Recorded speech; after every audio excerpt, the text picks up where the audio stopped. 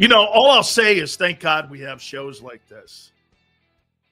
And thank God, just not me, but people in America can tune on sports shows like this and get away from that shit that's going on. I mean, the stuff that goes on um, in Los Angeles, we don't, you get to come here and we get to put politics away. And I'm not starting the program off sitting here again picking sides. I don't really care because, again, I'm more about eggs and bread on the table and rent and all that other stuff than I am about sitting and worrying about something that is 3,000 miles away. I really has no bearing on me. Okay. And again, like I said, you do not come here to sit around and hear a guy's opinion on what's going on when it comes to that stuff. Hey, man, you're sad that there's so much hate in the world. You see that. But once again, I'm so thankful for sports. The NHL playoffs are sensational. I text Xander over the weekend. I mean, it is absolutely sensational. Those first two games, the second one went to double overtime, was absolutely sensational. The passion and the heart that those teams play with. Edmonton and Florida, man, every single shift mattered. Every single effort mattered. Every line mattered. And they just give you compelling and great sports. Now, look, is it a mainstream sport in North America? Not really. The numbers should be great for them. Whereas, on the other hand, the NBA ratings for game one, the worst numbers since 1988. Why is that? Well, it's the attitude of the players. Most sports fans today, load management, that's not cutting it with normal Americans. Hey, by the way, all supers go to the top. And please hit the like button. Nobody cares. If they don't care, why should I care? What, you think I'm just going to flip a switch on and care about your sport? Because if you don't have the passion to play every night and get off your ass every night and play, I want to make a point to you here. Let me do this. I haven't done this in a while, but let me show you something about Michael Jordan. And I think this is right now the problem that you have in the NBA. So check this out. Here's Michael Jordan, and I'm not going to give you stats and shit like that. I'm going to go over the games played, and you tell me if this is load management. So Michael Jordan, 82 games played, 82 started. His second season, that's when he hurt his ankle. His third year, 82 games played, 82 started. His fourth year, 82 played, 82 started. His fifth year, 81 played, 81 started. His sixth year, 82, 82. Seventh, 82, 82. Eight, 82, 82. When you were buying a ticket to go watch Michael Jordan play, you didn't hear any shit about, hey, guess what? Load management. I'm playing back-to-backs. Fans respected that. You got greatness every fucking night. Every night you got greatness. I mean, I don't see that here. SGA, hey, man, he looks like a great player. But does that guy make me want to write down, hey, when's SGA playing again? When's Oklahoma City playing again? No, he doesn't. I don't really give a shit about it. I mean, if the one thing that LeBron James did to the NBA, I will say is true, he drove fans away with that load management. Now, again, the San Antonio Spurs started that shit with Greg Popovich not traveling guys and leaving them at home. And it wasn't really a LeBron thing. The rest of the league picked that up. But you're not going to get blue-collar fans watching that sport. You're just not. And I'll make the point, like Kimberly over here is. Dude, did he hurt the NBA? He didn't help it. He did. How did he? Dude, when Tiger Woods brought ratings, okay? Tiger brought ratings.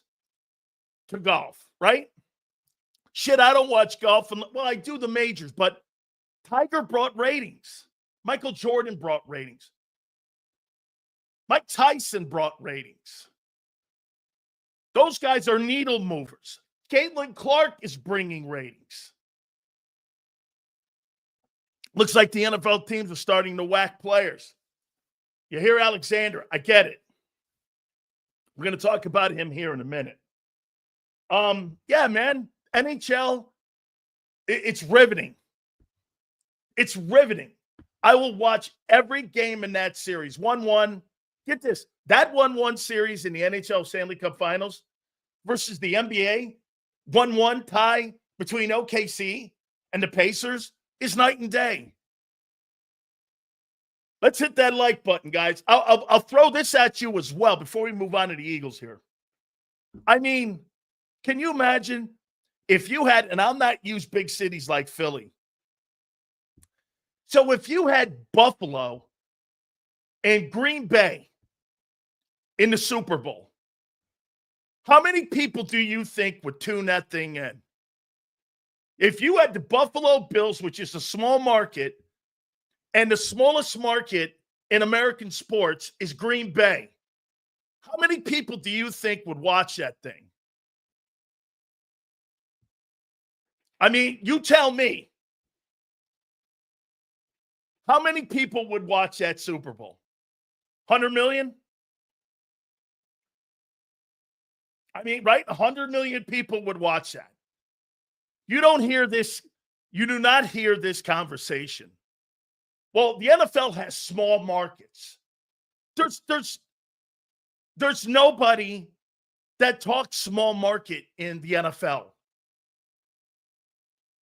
And get this. See what he says? It's still the Super Bowl. Right. Fans love the sport. Players don't take weekends off. Players respect their sport. It's physical. It's tough. Nothing's guaranteed. I wonder how much that plays into also that the fans know that the players' contracts aren't guaranteed. Okay? Prince brings in ratings. Yes, he was a hell of a performer. Great halftime. Maybe the greatest halftime Super Bowl performance of all time. Oh, you? How you doing, dude? Seriously. You're the opening act for like Pantera. If I'm gonna name Prince something, Prince is the opening act to Pantera. Okay? Some of you are in here going, who the hell is Pantera? Yeah. And now opening for Pantera, Prince. Yeah, our boy Prince. He's opening for Pantera. Prince Suarez. Oh, man. You say Howie deserves more than Nick. If you think Lurie doesn't have Nick on the cap table by now, I got a bridge to sell you. One day, it'll leak. So you think he's got the contract done for Howie already? Pantera rules. What would you know about anything that rules, dude? You're like Mr. Mediocre. M. Reyes is Mr. Mediocre. Hey, and now the mediocre one himself, M. Reyes. How you doing? Hit the like button. All right. Let's start it off with this. The king of mediocrity, M. Reyes.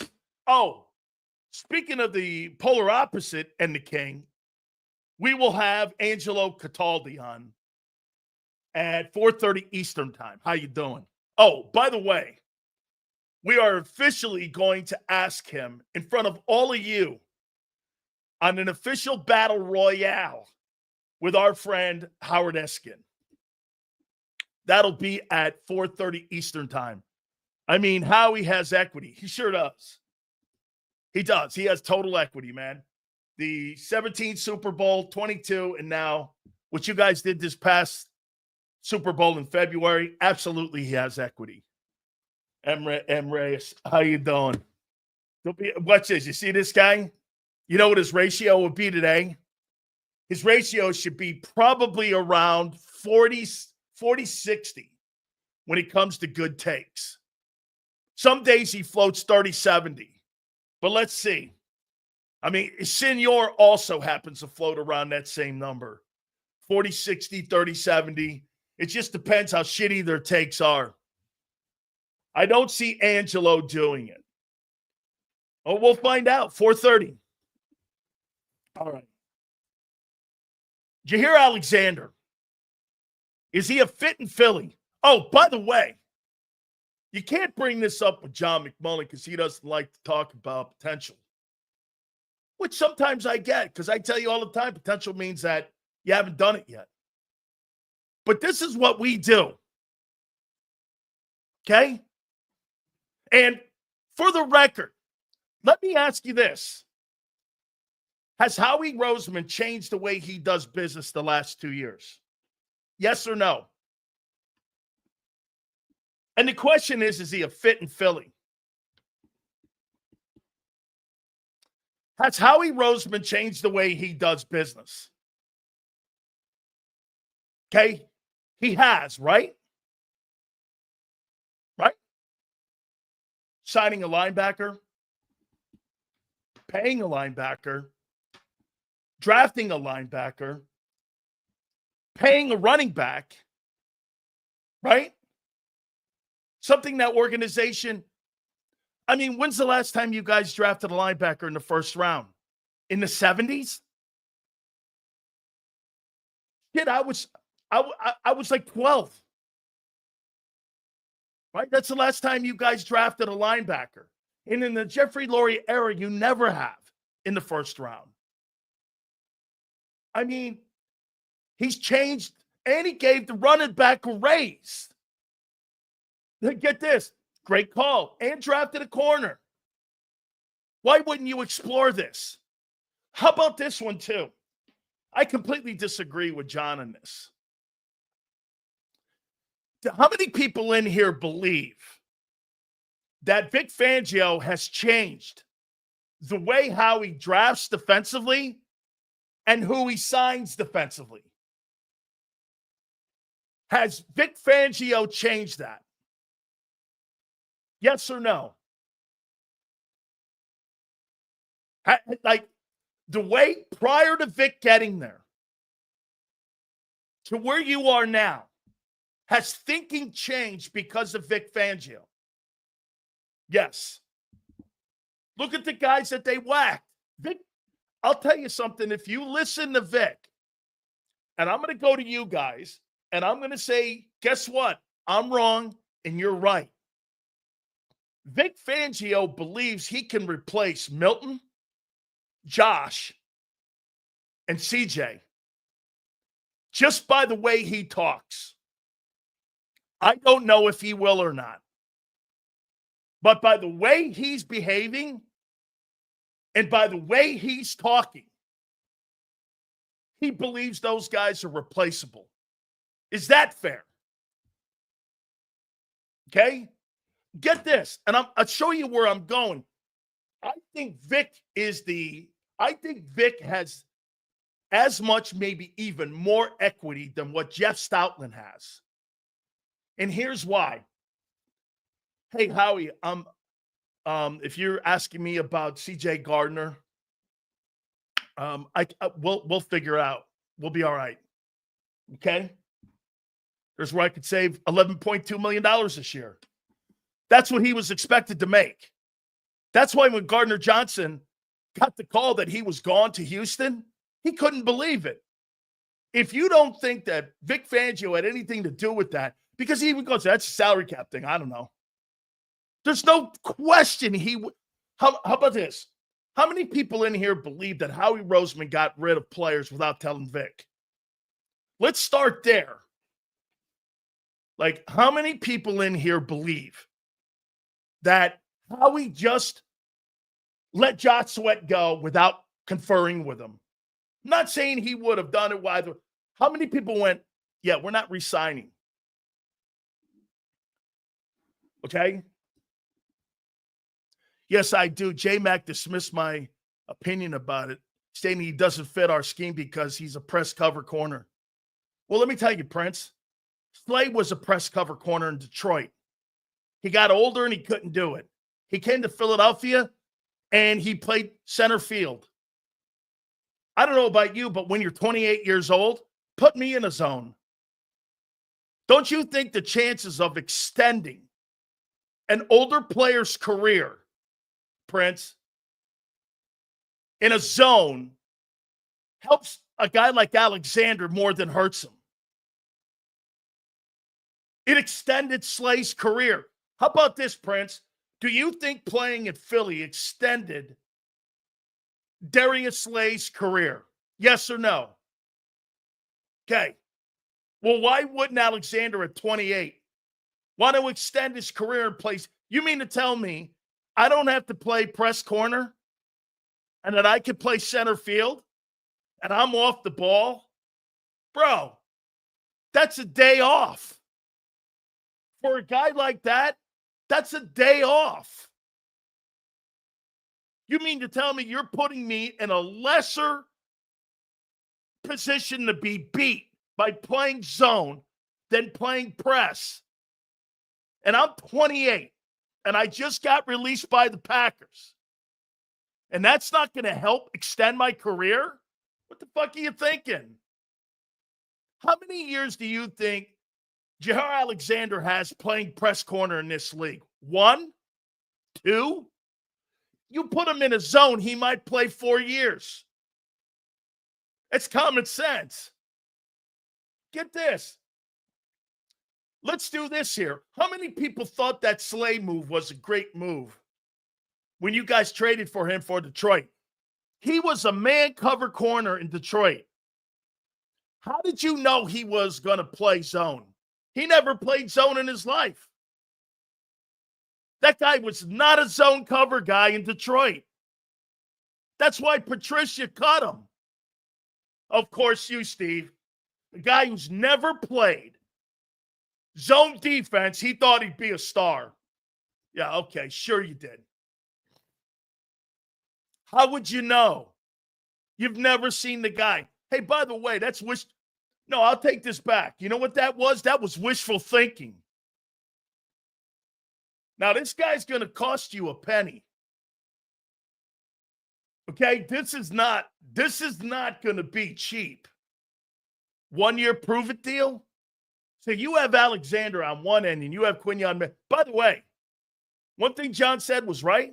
You put him back there, he'll be your best secondary guy right now. He'll be your best second. Hey, what do you think the chances that guy staying healthier in the zone versus press? Higher? Dude, zone defense is a day off. The toughest corners in the league and the greatest corners in the league are man cover corners. How many guys have you ever seen from the age of 28 to 35 ever succeed and stay the same guy? They don't. There's no such thing. Okay? Like, to me, that's going to cost you about, is that a $20 million? Let's throw this in here. Quinyon Mitchell, Reed Blankenship, Cooper DeJean, and Alexander in your base. How's that sound? How does that sound? That's base. Get this.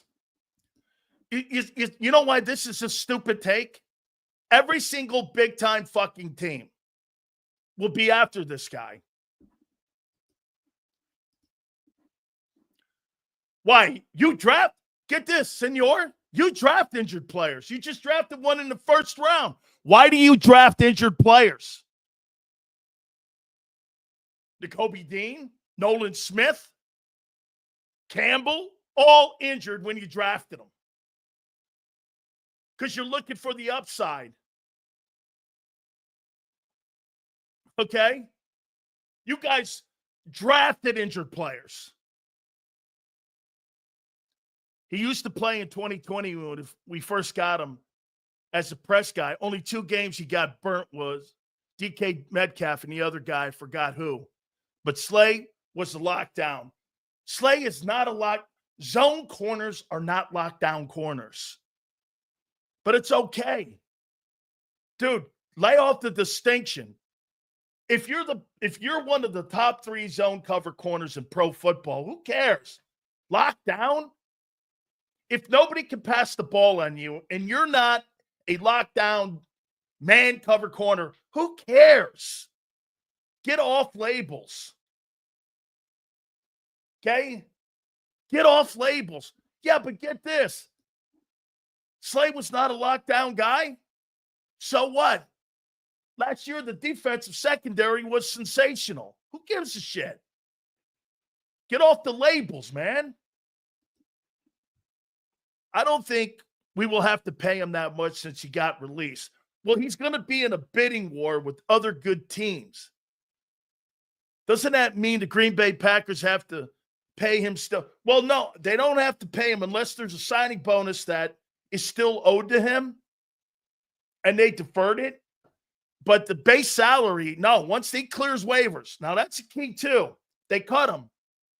Somebody might pick that guy up and pick that contract up. So they might pick that guy up. If they do, then they're going to have to negotiate off the $19 million, I believe, or $17 million he was making. Kyle, look that up for me. Somebody would pay $17 million. I'll tell you, I think he had one more year left on that contract, if I'm not mistaken. Okay, and if he did, I might pick that deal up. $17 million for Alexander, that's cheap. That's a cheap deal. Senor goes, like, 8. Senor, 8? Slay just signed for 10. You better bump that number up, dog. And Slay's older. Why didn't you just keep Darius Slay? Senor goes 8. When Slay just got 10. That dude's going to get north of $15 million. Slay played more and won a ring. The ring doesn't mean dick. Nobody cares about the ring when you're signing players. Can you play right now in this scheme? Dude, your resume has nothing to do with skill set. Can you play? Well, he won a ring. So fucking what? Teams have to figure out if he has anything left in the tank. Having been on a Super Bowl team, so what? Get this. You think the Steelers signed Slay and gave him $10 million because he won a ring? Or because he's a good ball player? Because he's a good ball player. Not because he won a ring. So there's a big difference in drafting an injured rookie on a rookie scale and paying an often injured vet. If Alexander is healthy, he's a great move. Well, how about this, Bob? Do you think the chances of him staying healthy in his own defense compared to a man defensive scheme, you think that ups the averages of him staying healthy? I do. You're off ball. You're 10 yards deep. You're basically playing center field. Don't let him get behind you. I'm okay with that. Dude, if I needed him to be physical, he's not a fit. Can you imagine Alexander playing in that zone defense where he doesn't have to play man coverage? Dude, you don't have a man cover corner on your football team right now outside of Quinyon Mitchell. That's worth a shit. Your second best guy is probably Adoree Jackson when it comes to man cover. Dude, get this. Philly's always aggressive. You don't play an aggressive defense in your secondary. Your nickel does. Your safeties are. Your corners aren't. If a guy like Isaiah Rodgers can play in your defense, anybody can. Flexing. Cooper DeJean is not a corner. He did not play corner. Nickel corner is nothing remotely close. Ask your boy Vic Fangio. He tells you all the time. They're two different completely positions. Two different skill sets. They are not anywhere close to the same. He's not a corner, you fucking idiot. Nickel corner. Vic Fangio was asked that question last year in a press conference. He said they're two different positions. They're nowhere near corner and nickel corner. They are not the same. So I'll tell you what. You believe this guy flexing or you believe Vic? You go forward from there. Okay? Go forward from there. Whatever. So again, is he a good fit? Ask yourself this. He's 28 years old. Hey, Kyle, do me a favor. See if he has another year on his contract left. Because if he does, that $17 million might be something I might claim him off waivers. Okay? I might claim that dude off waivers. Because the guys you have right now at corner are not good enough. They're not good enough. They're just not. Keely Ringo ain't. Dude, stop. Just stop. Seals, it would absolutely help, but how? We need to know if a press man, cornerback can transition to zone. I remember Nnamdi Asomugha not being able to handle the transition. Fair. Absolutely true. That's a great take. You're right. Nnamdi couldn't do it. But then again, I thought Nnamdi was overrated. I thought Nnamdi had a really good first 3 years in the league with the Raiders. And by the time he got to the Eagles, I thought the guy was toast. But hey, T-Slay was known as a shutdown corner in Detroit. Then why did they trade him? If he was a shutdown corner in Detroit, by the way, let me take a look at that. Let's take a look at Darius Slay here. Okay, let me see Slay. Darius Slay. Let me take a look at Slay here. Go over here. I didn't know he was a Georgia guy. Played at Mississippi State. Let's see. He was a Pro Bowler. He played from 13 to 19. So 17, 18, 19. 3 years he was a Pro Bowler in Detroit. And I thought when Matt Patricia got up there and they played him in man, that's why they got rid of him. Because he's a man-covered defensive coordinator. They played that up in New England. So I'll have to double check on that, but that's not what. So you trade a Pro Bowl corner because he's one of the top corners in the league? I don't think they played that scheme in Detroit. I disagree with that. You may be right, though, Rashid, so I'll double check that. Here's Brandon. By the way, guys, hit the like button, please. We appreciate all your supers. Yo, I'm signing him, bro. This guy healthy is instantly better than Ringo. He's better than Q. Alexander's a better corner than Quinyon Mitchell. I'm not saying that he won't be better than him down the line, but he's better right now. We just traded Huff and freed a ton of money up. We can afford you here as a win now 1 year deal and afford to extend a young star. Okay? That could be. They just didn't get along. He was great at sales. All right, I'm going to believe you on that. You're pretty good at it. Okay? Sills, is it true that the Eagles have $35 million in cap space? I don't think it's that high. I thought it was somewhere around 23 or 24. I may be wrong. Okay? I may be wrong in that. All right? So, Cosmo, I'm not sure how that number is. Now, again, I need to find out how many years that dude has left on the contract that he just got released from. Because here's how waivers work. A player like that gets cut. And he's got to go through this recent draft. Kimberly, I thought it was 27 like that, between 25 and 27. This is how it works. The Titans get the first crack at him. Okay? Then it goes down. I think because of the trade, that doesn't matter. I think that's Cleveland. Cleveland will get the second pick.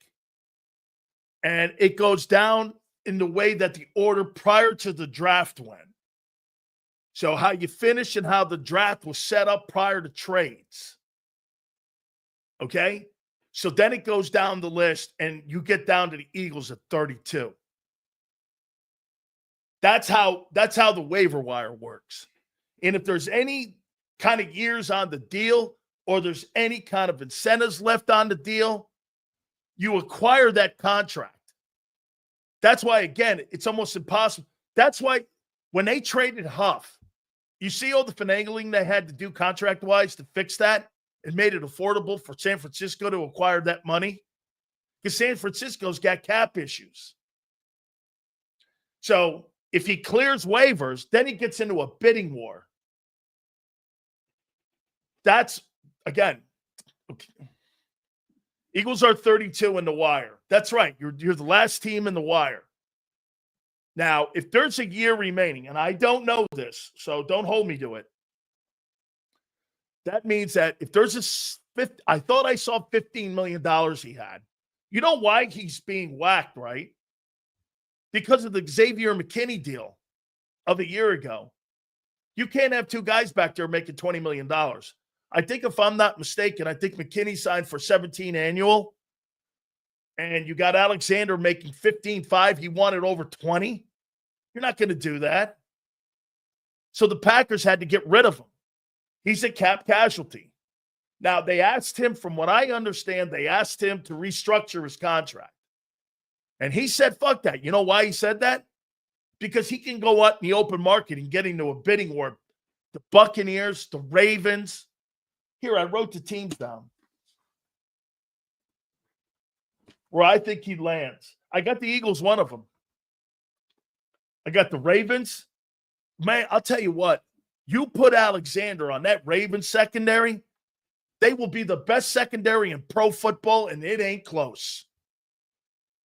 You get Malachi Starks, you have Kyle, and you have that other Pro Bowl corner. You put him back there. Man, Ravens they'll have the best talent in the National Football League when it comes to secondaries. I mean, and if you're Green Bay, you hope he goes there because you don't want to see that guy in the NFC. I mean, that they will have superstars at every level. Here, let me take a look at that. If you add him to the Ravens, you'll have a sensational secondary. Here. That's the Jets. Hang on here. Let me get to the Ravens. Here's the depth chart. In the secondary, this is who they'll have. They'll have Nate Wiggins, Kyle Hamilton, Malachi Starks, and Marlon Humphrey. Marlon Humphrey's ranked the 5th or I think the 6th best corner in the game. You put him on the other side, and Nate Wiggins is your backup, you'll have the best secondary, plus you'll have the 2 best corner combos along with the Jets, and you'll have the best safety. That'll be the best secondary in football. 2 safeties. Malachi Starks is going to make an insane impact. You'll have Malachi Starks and Kyle Hamilton, Alexander and Humphrey in your secondary. That's insane. Where else do I think he could land? I got the Rams. Rams always manipulate. I got the Eagles. I could see the 49ers in this conversation. Tell you what. Now, I don't know what Huff brings to the 49ers, but I'll tell you what. You put Alexander on that secondary, especially after you lost Hufanga and a couple other dudes back there, and you bring him in on a 1-year deal. I don't know, John Lynch, that might be something. And, of course, the Dolphins. Dolphins play a press cover. Plus, you're going to lose Ramsey. Ramsey just said this morning that he's not going to be in camp. Okay? That's right, Blaine. Money's not going to get this, Blaine. Here's what I'm learning about Philly. Money's not the issue. Money's the issue in 26. How are we staying disciplined? Okay? How are we staying disciplined? I mean, think of this. You're under the cap right now. But that money's already spoken for. Guys, give me this. Here we go. Eagles cap space over the cap. Okay. 32 and 31. Hey, Bob, if that's the case, that money's spoken for already, though, isn't it? That money's spoken for. Because you got contract extensions coming up that you got to determine what you're going to do. Do you not agree? The cap's going to go up 18%, potentially 21% because of streaming and gambling. And here's Bob saying, it's Carter's money. Bob, do you not agree that $32 million that you're saying the Eagles are under the cap, plus the 18% increase, that's going to be Carter? Now, this is big too. As much as you're over the cap, you're $78 million in dead cap money. Man. Now, again, Blaine, hook me up here. How do the Eagles fix that? Do you know how the Eagles fix that? That $78 million doesn't bug me. How do you fix that $78 million in dead cap? And to lessen it, extend and defer. Absolutely. Extend and defer. Recut another deal, get 2 more years options on other contracts. On Jalen Hurts, give him more money up front. Defer AJ again. Void some years, give him another year. Lessen his base. That's how you can get off that dead cap money. Until they get rid of those void years, I don't give a shit about the dead cap money, nor do the Eagles. Now, when that gets taken away, then bills are due. What's the easiest position for a team to scheme against when a player walks away? Like if JA or if Jacobs, for example, what position is more concerning? Corner, man. In the league that throws the football. But for me, again, Eagles are built different. The Eagles are completely built different. Why? Guys, hook me up here. Guys, hit the like button. Xander's going to join us at 3:30. Angelo Cataldi will join us at 4:30. Now, again, I'm walking us through this thing with Alexander, if he's a good fit or not. I'll give you my opinion here on it. Once again, they're built different because they believe in physicality and running the ball and playing tough defense. Dude, they don't give a shit about being double-digit sack guys.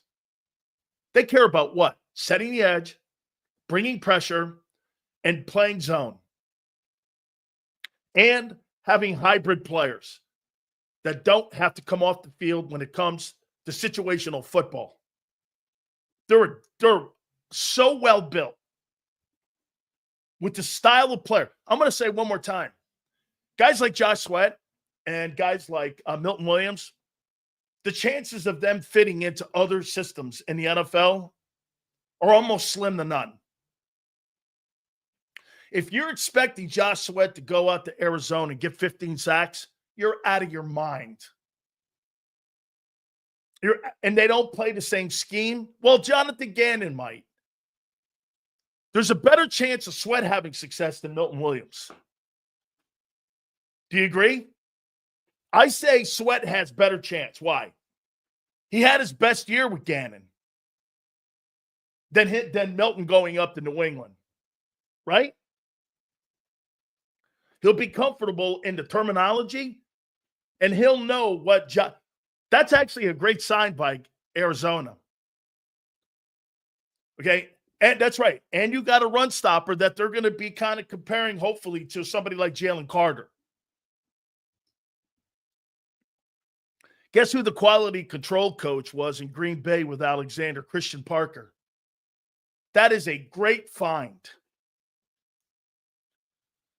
Kyle, that's a great find. So here's my take if he's a good fit in Philly.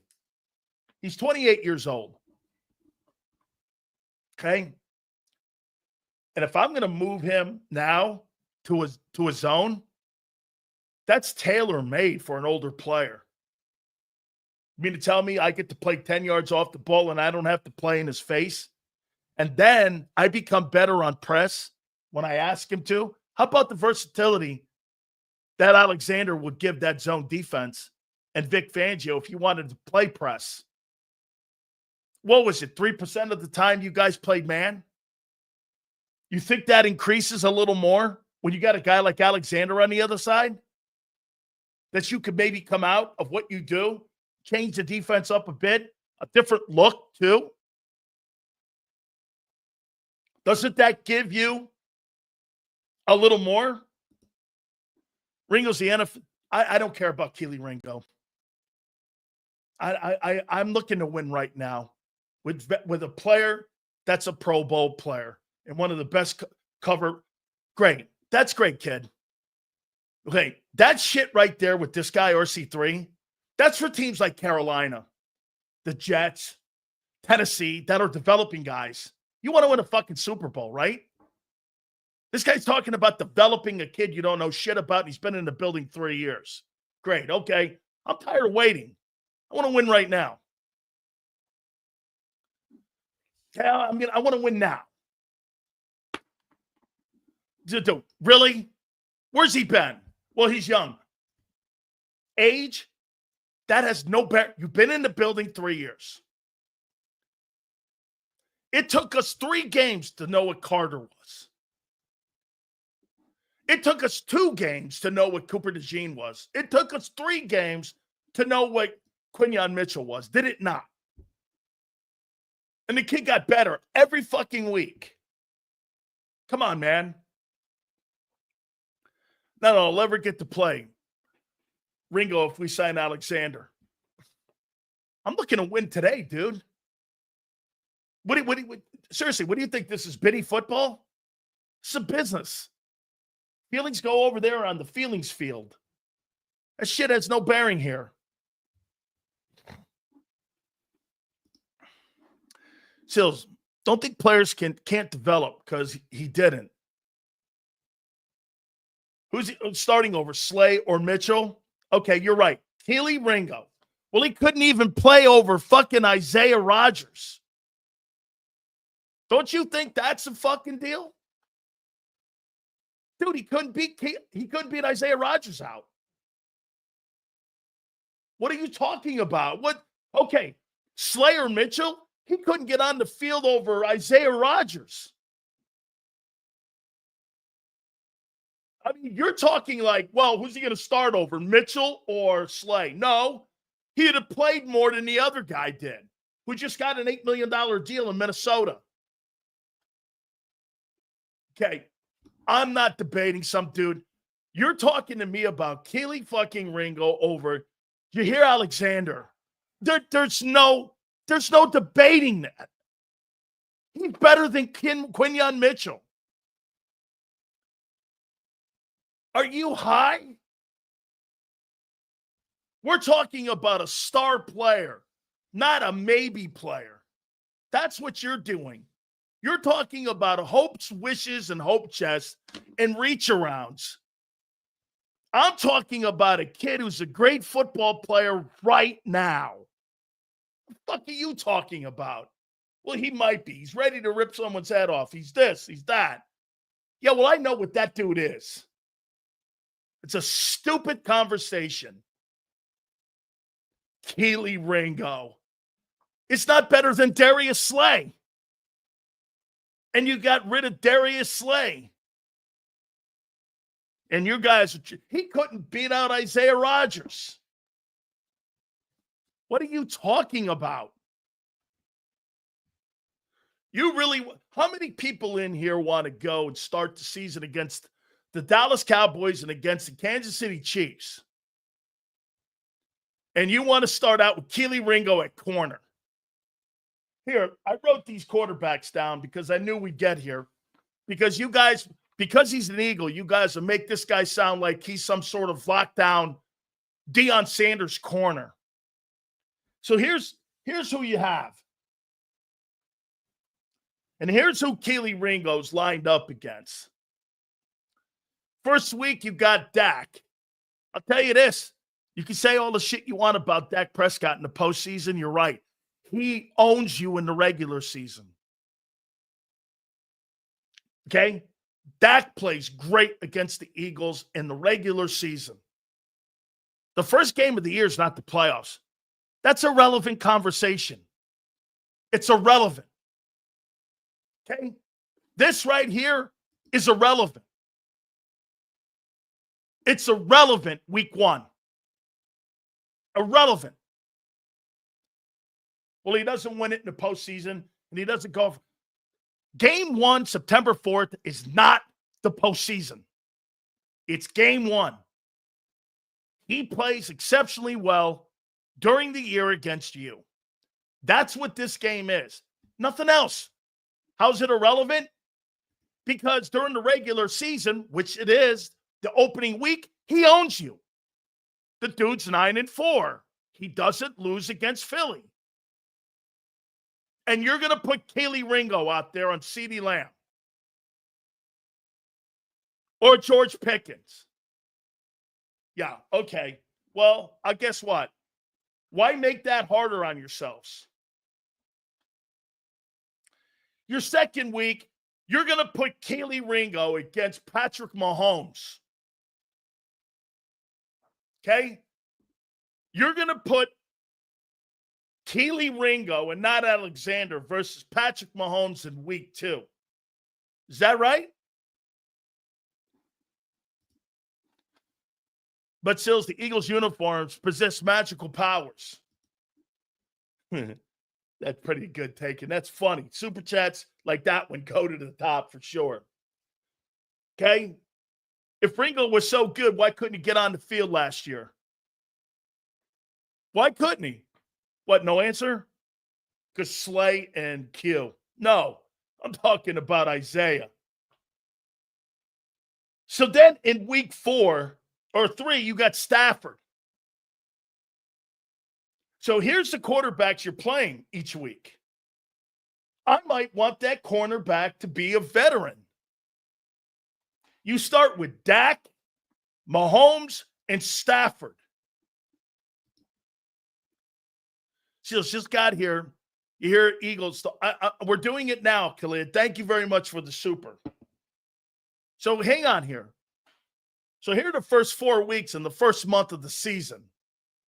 Dak, Mahomes, and then Baker Mayfield in Tampa. Okay? And Baker's played great against you. Now, again, I'm not talking that you can't beat him. I'm talking about the 4 QBs you're playing in consecutive weeks. These guys are all veteran dudes that know what they're doing. Baker threw for 4,500 yards last year, beat the doorknobs off you. And by the way, I don't remember guys on defense missing. I mean, he doesn't play against your offense.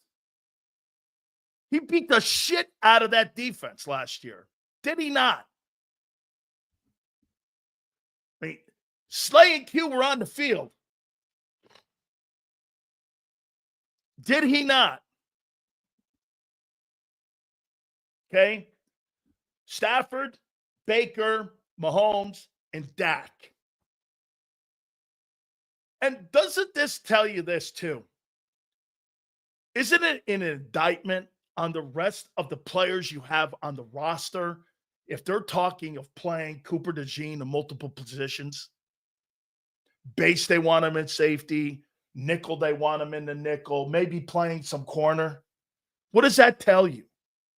Isn't that an indictment on the rest of the guys you have on your roster?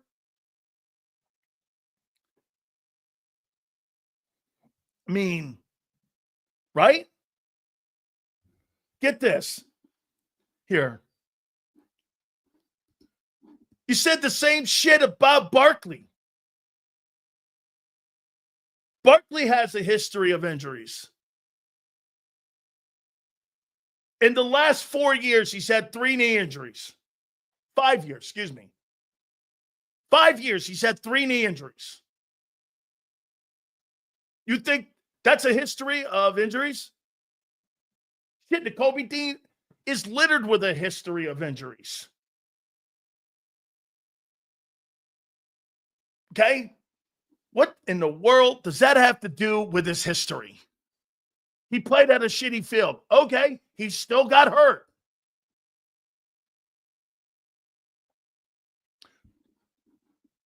Oh, the magic of the link. Okay. So for some reason, so then get this, in week 5, you get Bo Nix. Not that Bo's great, but he's competent. Dak, Mahomes, Stafford, Baker, and Bo Nix. Now, again, I'm not talking about your offense here. I'm talking about your secondary. Week 6, you got Russell Wilson. I'm with you. I don't know. I don't think so. Maybe. Could he conjure one year up? And that offense? Who's running the ball? Okay. Malik Neighbors, sure, he's good. I get it. They got a good left tackle, but I'm not concerned about him against Russell Wilson. And you get him 2 to 3 weeks there, right, in that span. Then you get J.J. McCarthy.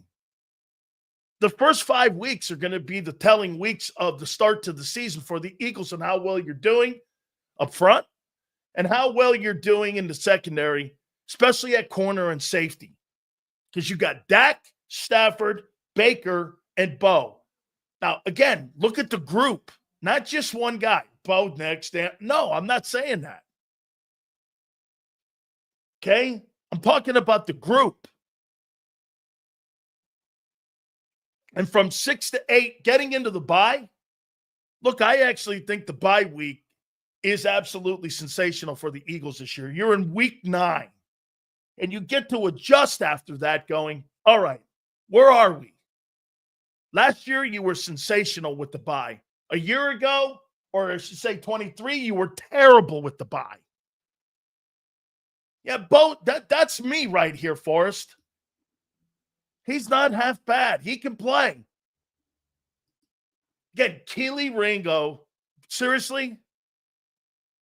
Sidney Brown. Really? And a rookie. I'll give you, again, dog, make the pitch you want all you want. Even Vic is not comfortable with him. Ringo was 21 years old last year. Rodgers had more NFL experience. Rodgers was out of ball for a year, dude, with gambling. That's why he started over him. He was out the whole year. How did you know he was going to be good? He was suspended for an entire year. He didn't get on the field, or he was nowhere near the facility. He couldn't even fucking work out. And the guy steps in, and a guy who's been in the building and 21 years old. Hey, by the way, I got the depth chart. So let me see where he is right now on the depth chart. Clint Hurt gave me the depth chart. Probably shouldn't have said that, but let me see where he is. They got him in there right now, number 1. Over a Dory Jackson. Dory Jackson. Yeah, he could do the job. No, he can't. Not the job to the tune of the number 1 pass defense in the NFL. Guys are drunk. You're Eagle drunk. That you think guys are just going to step in for a 3-time Pro Bowler. Absolutely absurd. Here's another one. Like I said, 6, 7, and 8. It's not going to be much, I don't think, a challenge because you're going to get Russell Wilson twice and you're going to get J.J. McCarthy. Then you come out of the bye and you got this. You got Jordan Love. You got Golf. And then you got Dak again. Then you got Caleb Williams. My opinion on Caleb Williams, I got to see it. Like, I see some things, and then I see him in the pocket, and I think he's not very good in the pocket. I mean, the shit that he did off script and at USC in Oklahoma, you're not able to do that stuff in the NFL. You can't play off script unless you're Mahomes or Allen. There's no off script. Like Jalen Hurts, you know what his best asset is off script? When he takes off running. Jalen Hurts is more of a threat on third down and long running the ball than he is throwing the ball. It doesn't matter how you get the first down. It matters if you get the first down. He is more of a threat to a D coordinator. His running ability. Wink Martindale told him explicitly.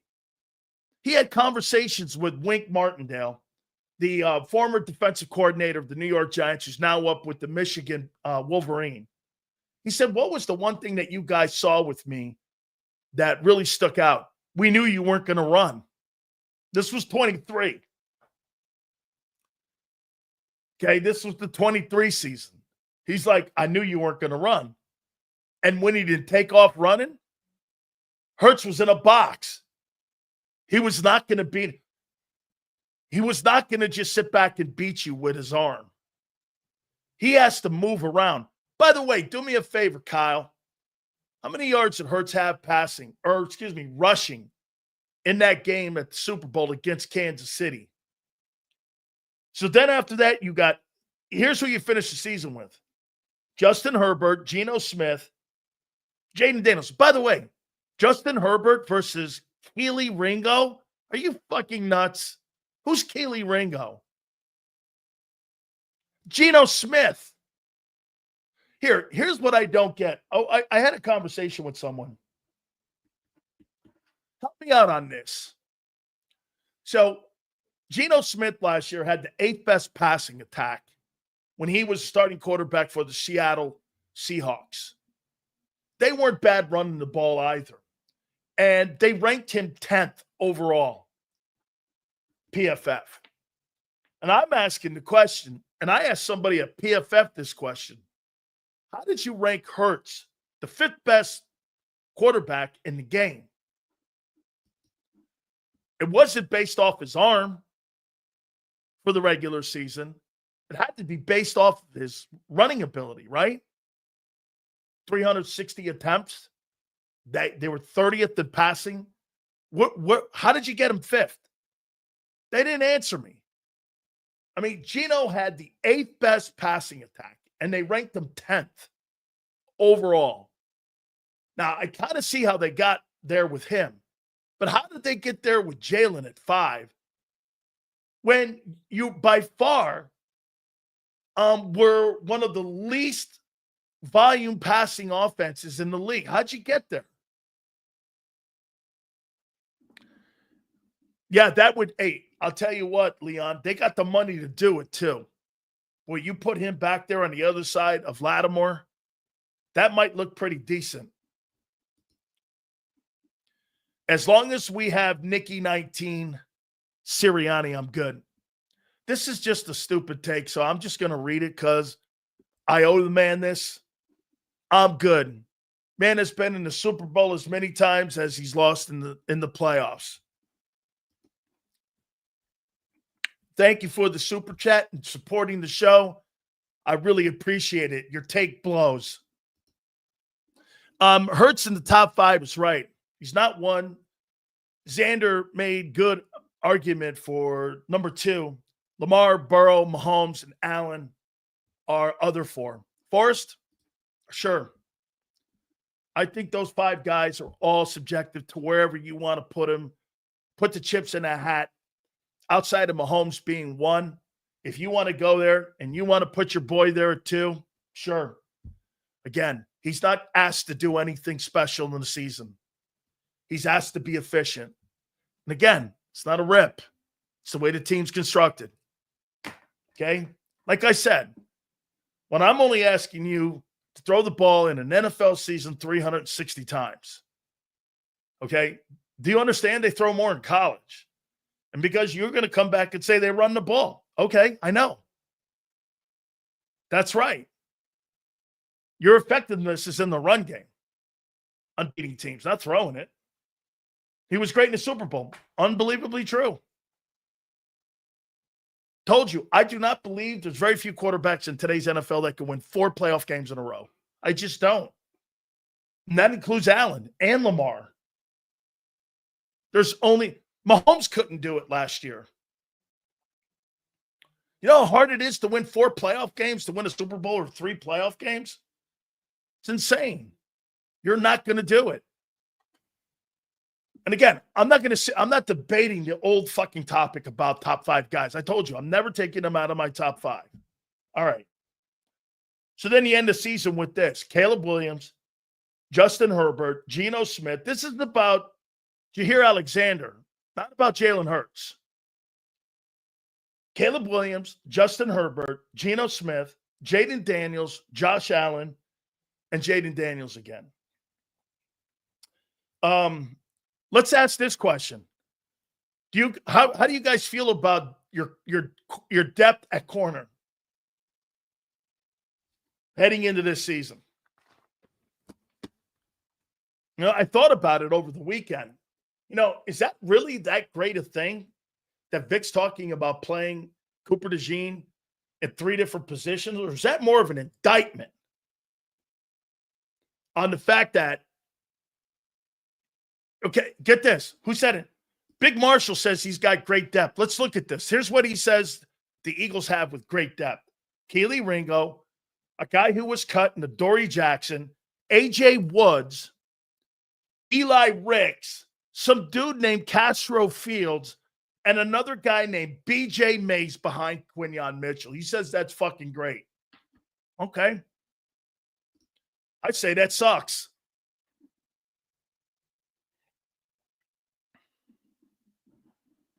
Hurts might be asked during the regular season, but when it counts, he delivers. You know what, Khalid? I'll say this to you. Yes. Yes. Yes. Big moments, big games. There's a resume to that. Yes. Yes. Yeah. Okay, and you see this one here? Well, we'll find out how good he is because he's never played a spot at corner in the NFL yet, right? Is that right? Has he played? I don't know. Did he ever get out there and play corner last year? C-Sills for depth. Well, so you say it's average. So you can't sustain an injury. Last year you could sustain an injury because you could do this. Isaiah Rodgers to Keely Ringo, who you guys are now crowning the next Darrelle Revis. Right? So is Ben lying? Or am I going to go with Leon? Leon, did Cooper DeJean play at all at corner? Any downs last year?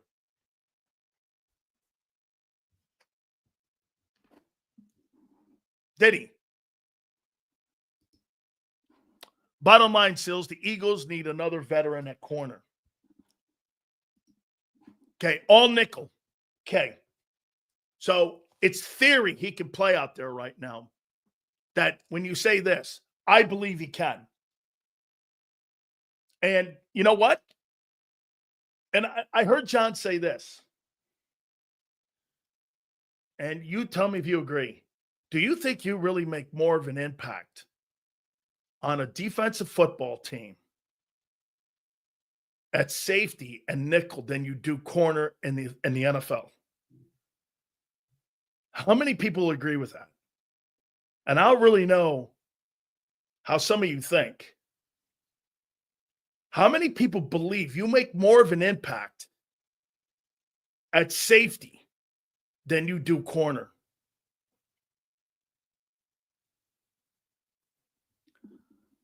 There's one.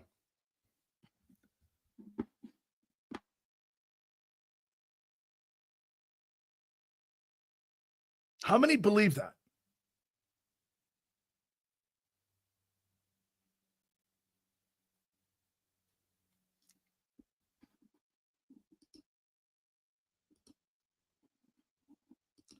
How many Ed Reeds have you ever seen in your life?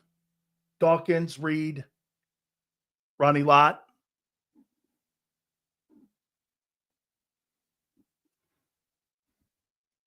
Well, then explain to me this. Highest paid safeties.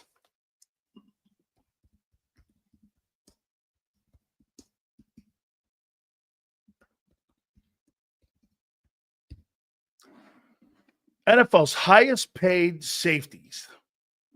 Let's take a look at that. Is this now? Yeah. Let's see. Antonio Winfield, $21 million. Derwin James, $19 million. Mika Fitzpatrick, $18. Xavier McKinney, $16.7. Jesse Bates, $16. Okay. Let's take a look at corner.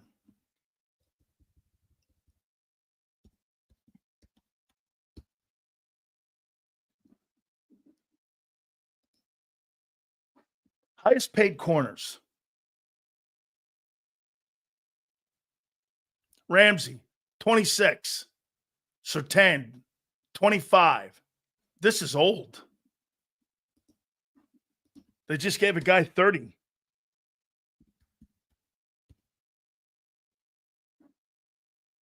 Stingley just signed a contract to pay him 30 annually. Here you go. Here are the average salaries. Derek Stingley, 30. Horn, Carolina, 25. Ramsey, 24. Surtain, 24. Terrell, 24. Ward, 24. Lattimore, 19.5. If safety is such an important position, why do corners get paid more? That'd be like telling me, well, the quarterback shouldn't be paid the highest because he's not the most important position on the field. You should start paying running backs more.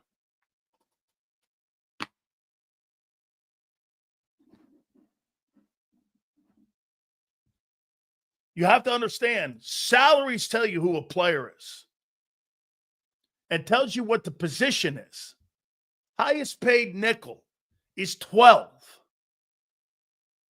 So if the biggest impact on a football field is the nickel corner, why is he the lowest paid guy in the huddle?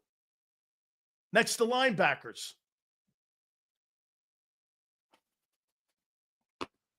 Abe is dead on. Safety is the easiest position in the defense to play. You're the safety guy on making sure nobody gets behind the corners. Cornerback is the tough. You got the game in front of you. When you're a corner and you're playing man, let's play man. Dude, you got to run backwards for about 50 yards. Try that with the fastest guy in your neighborhood. See if you can do it without falling down. They're the greatest athletes on the field. That's why they pay those guys $30 million.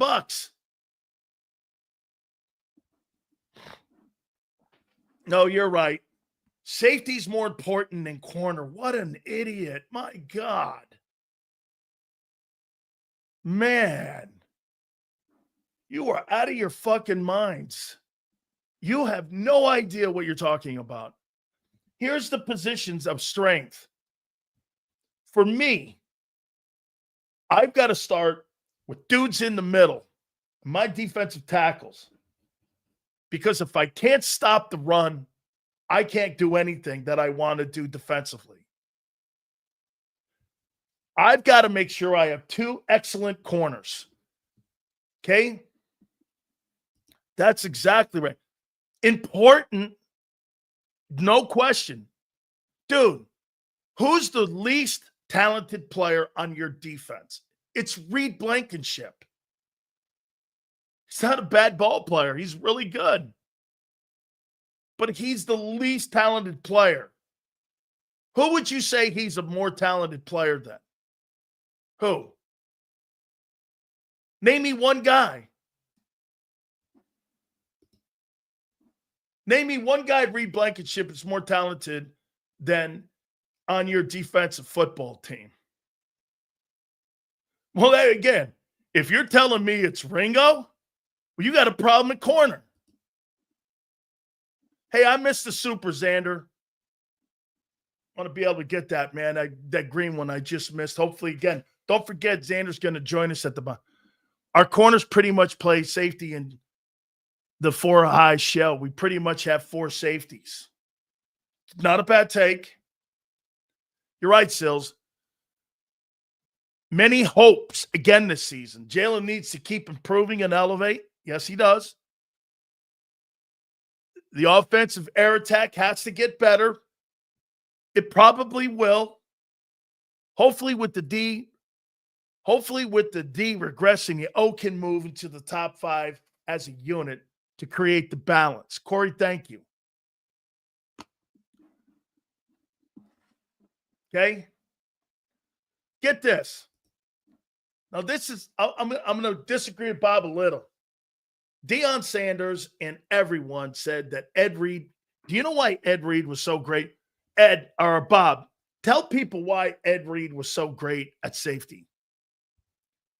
It's not the player, it's a scheme. Vic's, okay, safety is the key.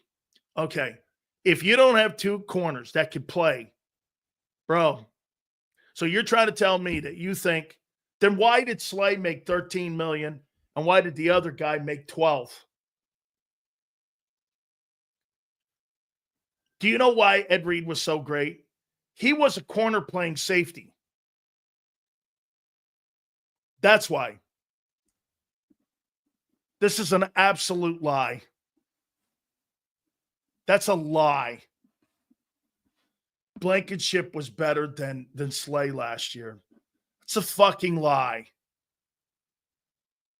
Replay safety like a corner. That's right. Same as Doc. Those guys were really corners playing safety because of their size. They were like unicorns. Very rarely do you get that.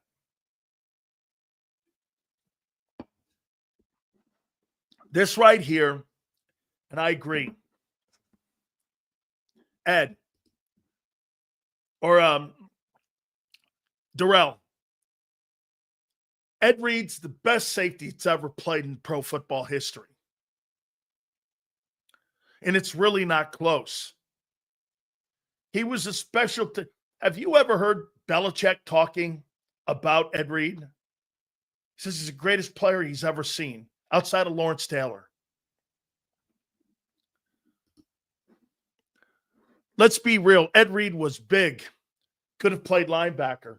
And he could have played corner because he ran 4.4s. He's the best athlete I've ever seen. He's the best football player Miami has ever produced. Hurricanes. And we've had tons of them. Okay? Not in his room. Okay, you're right. Okay. Safety is more important than corners. Man. Well, that's the first time I've ever heard that. Until right now, June 19th, I've never heard that. Until right now, some of you are saying that. I have never heard that safety. So when you're telling me that the Miami Dolphins were paying Xavier Howard and Jalen Ramsey $25 million, or any corners in the league, $25 to $30 million, the league's wrong. And you're right. Sean Taylor would have been. Yes. I can make the argument, Twiz, and you're right. Can you believe they played on the same Hurricane team? And stupid insane. Okay? I get this. Yeah, but don't try to tell people. He said that last year. He goes, look, corner and nickel corner, two different things. It's a completely different position. It's the most difficult position to play on the defense corner. Malcolm Jenkins is, bro. Ed Reed's a 3-time Defensive Player of the Year. He's a 10-time Pro Bowler. He's like a 10-time All-Pro. He's a first ballot Hall of Famer. Sean Taylor was a machine. Sean Taylor, I'll give this to you, Leon. It would have been a coin flip between Ed and him. Okay? It would have been a coin flip between those two players. Yes. Yeah, absolutely. How about this? I never hear this. I never hear people going, hey, let's move a safety to corner. I always hear, let's move a corner to safety or nickel. Don't you? Name me a safety that's ever been moved to corner. Can you?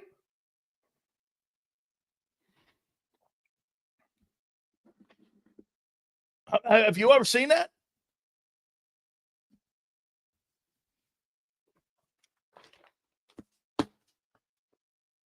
So, this long segment on this, Jaire Alexander, would he be a good fit? Let me ask you this. Do you think Vic could make it work?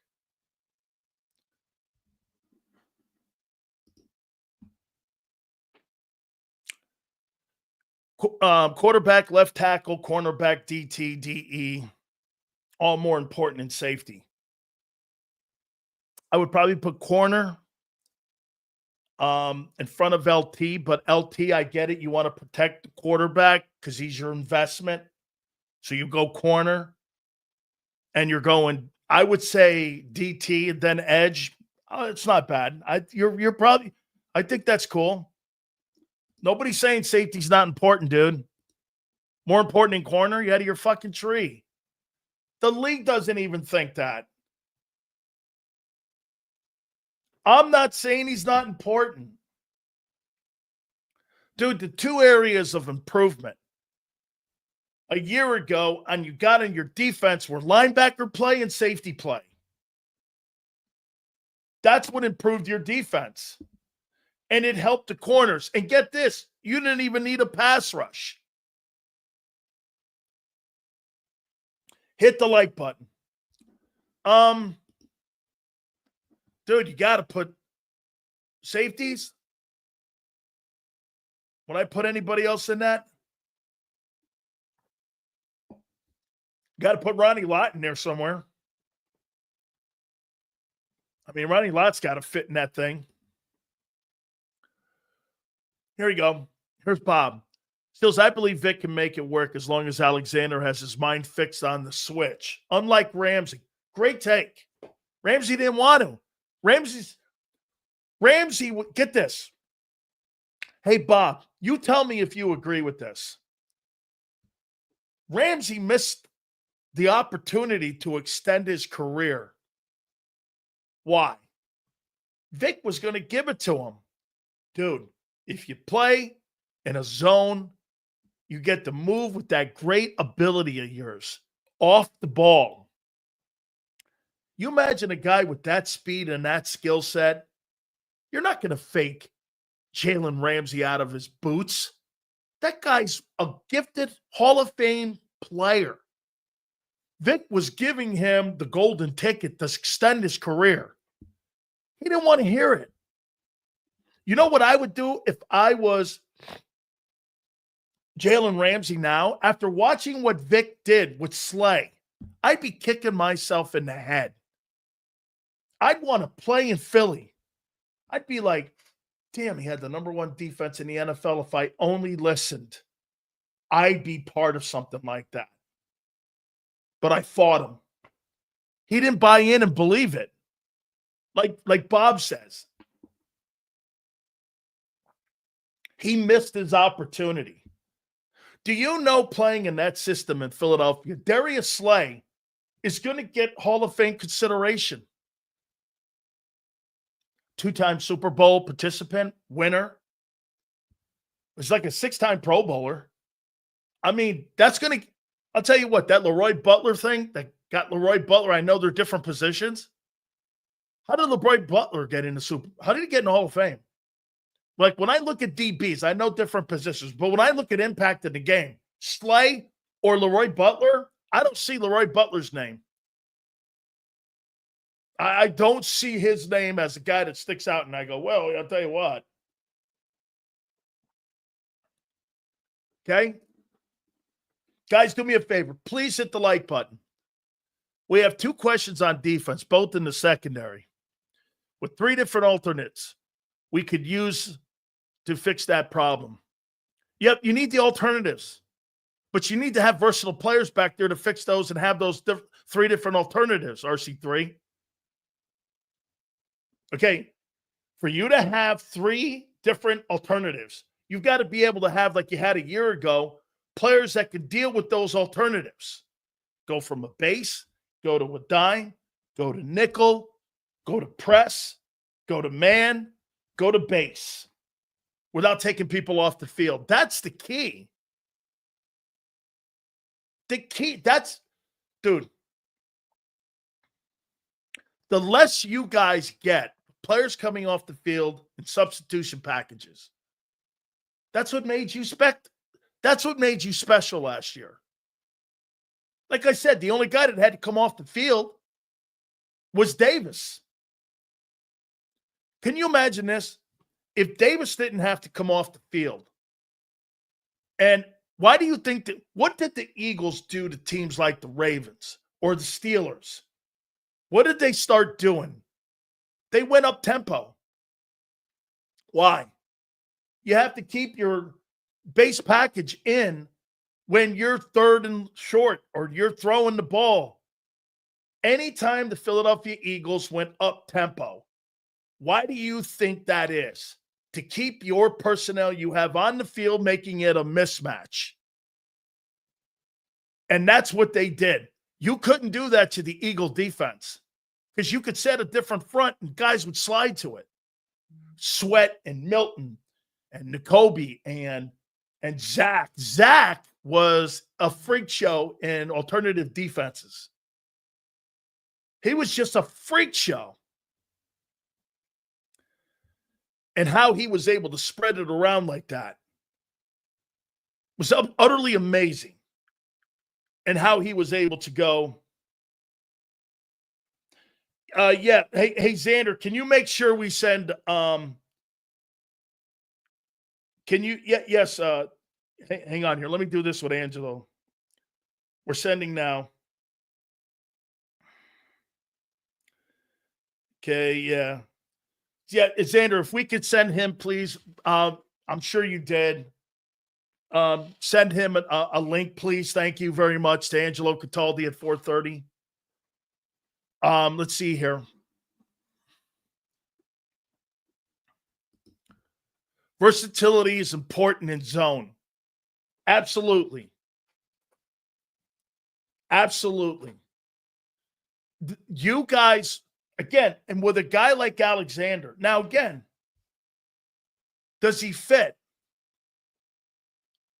Dude, zone defense is the easiest defense you could possibly be in. Okay? Here's Danny.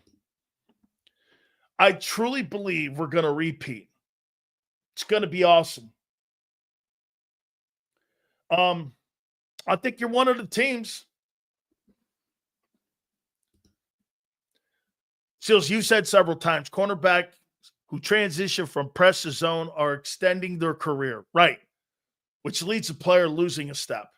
Ramsey still believes he has a step to his game. And get this. You don't cut a guy like Alexander if the Packers. Now, again, that could be money. I think the McKinney deal really hurt Alexander's chances of staying on that football team because they paid him like $17 million a year ago.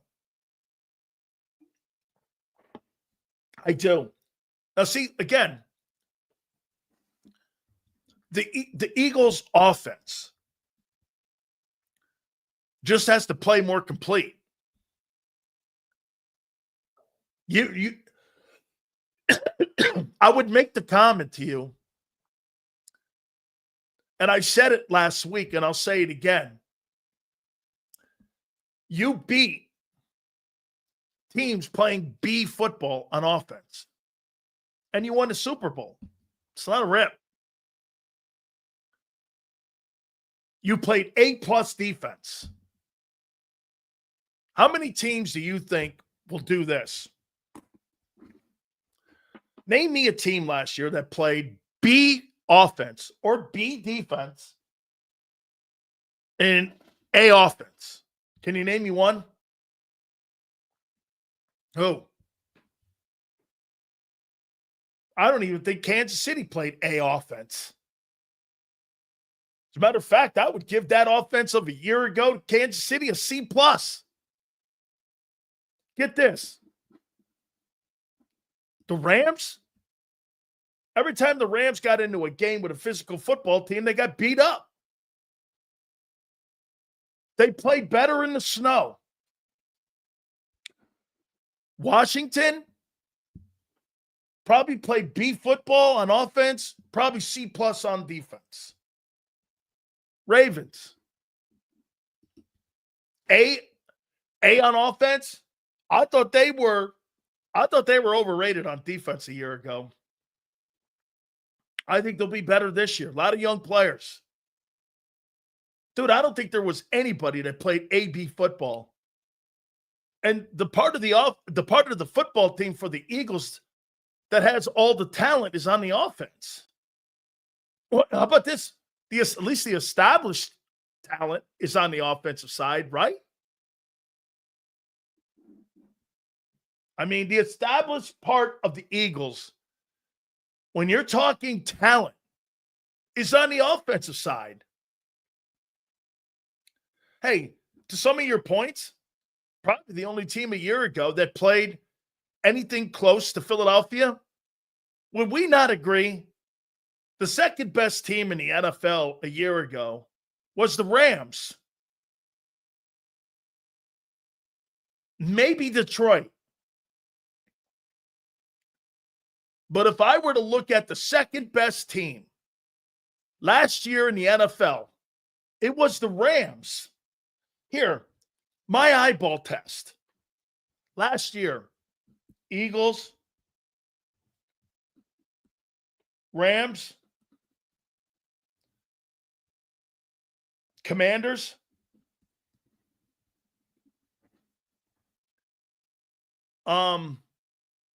Detroit. Get this, I've named 4 NFC teams. Chiefs are 5th best. That's the greatness of Mahomes. 6th Ravens. 7th Bills. There, it would be 8. Green Bay and Minnesota look the same. Pittsburgh? No. Who else? Houston. I'll put Houston 8. After that, it's a hodgepodge of teams. Okay? Eagles, Rams, Commanders. Again, unless you saw the game's different, I don't.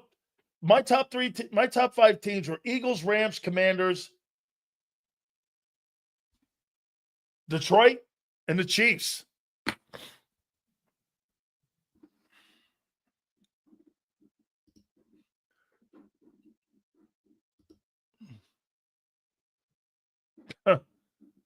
Hey, dude. C.J. Gardner-Johnson wants to fight. Hey, I'd be pissed off too if I got traded. And I got traded for behavior issues. Okay? I'd be pissed off too. If I was Gardner-Johnson, get this. Gardner-Johnson was traded. That means he makes $11.2 million bucks. I got the Bills 7th. Unless you thought the Bills were better than the Chiefs, the Lions, Commanders, and Rams. Remember, it's a team. I didn't say the best quarterbacks. I didn't think the Bills were better than the Chiefs and the Lions and the Commanders, and the Commanders went up to Detroit and beat the shit out of them.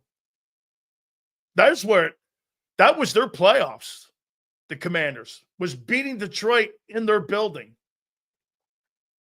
They couldn't keep the momentum going because they don't know how to win yet. Believe me, they'll be a better football team this year because of that ass beating they took in the NFC title game. Remember the ass kicking you took by the Buccaneers? And Hurts' rookie season starting. Not rookie year, but rookie season starting. What was it? 31-6? You got your faces kicked in, didn't you? You came back the following year with a bad taste in your mouth. Did you not? Plus, you got AJ, right?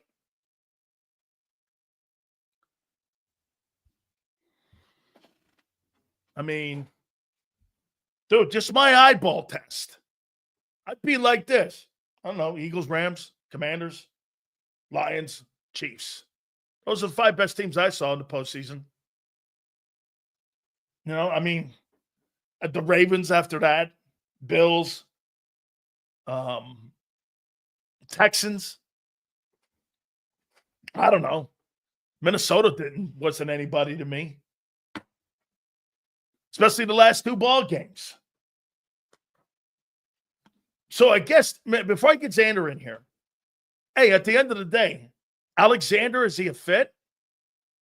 Well, shit. If you guys have all this confidence in Vic Fangio making things fit, why wouldn't that guy fit? He's not a Vic Fangio type of guy. What, Zach Bond was?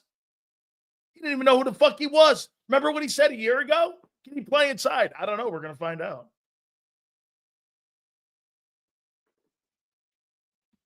Keely Ringo.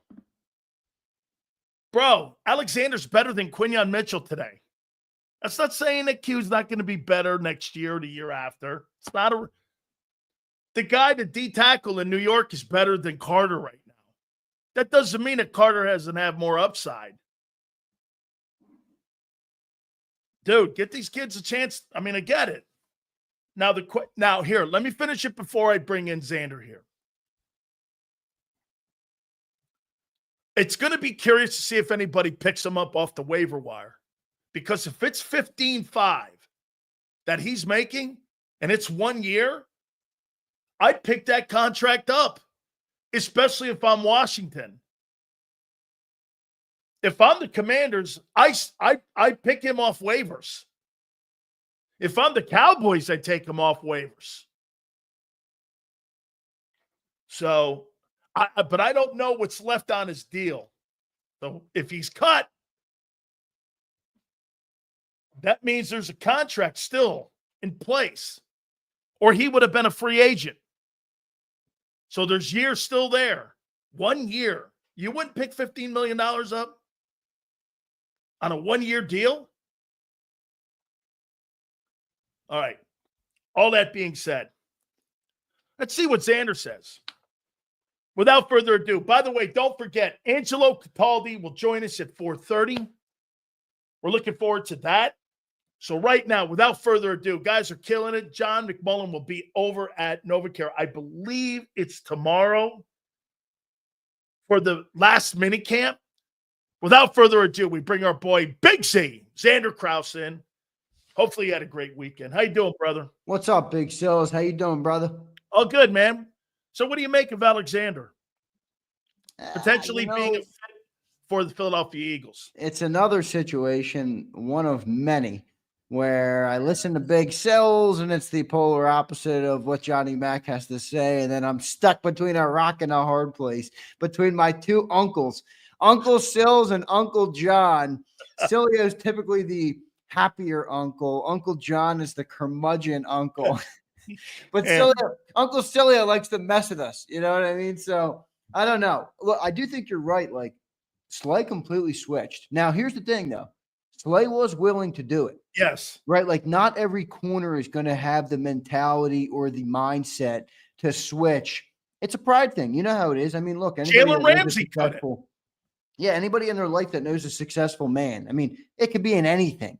All right. They're prideful people. That's part of, the recipe for the success. They don't want to believe that they can't do something. So I don't know if he would have that mindset. If he did have that mindset, maybe it would be a good fit because he is a good player. He's young, but still 7 games in 2 years, brother. I mean, that's a low hit rate. And then if you factor in the money, what are you going to pay him?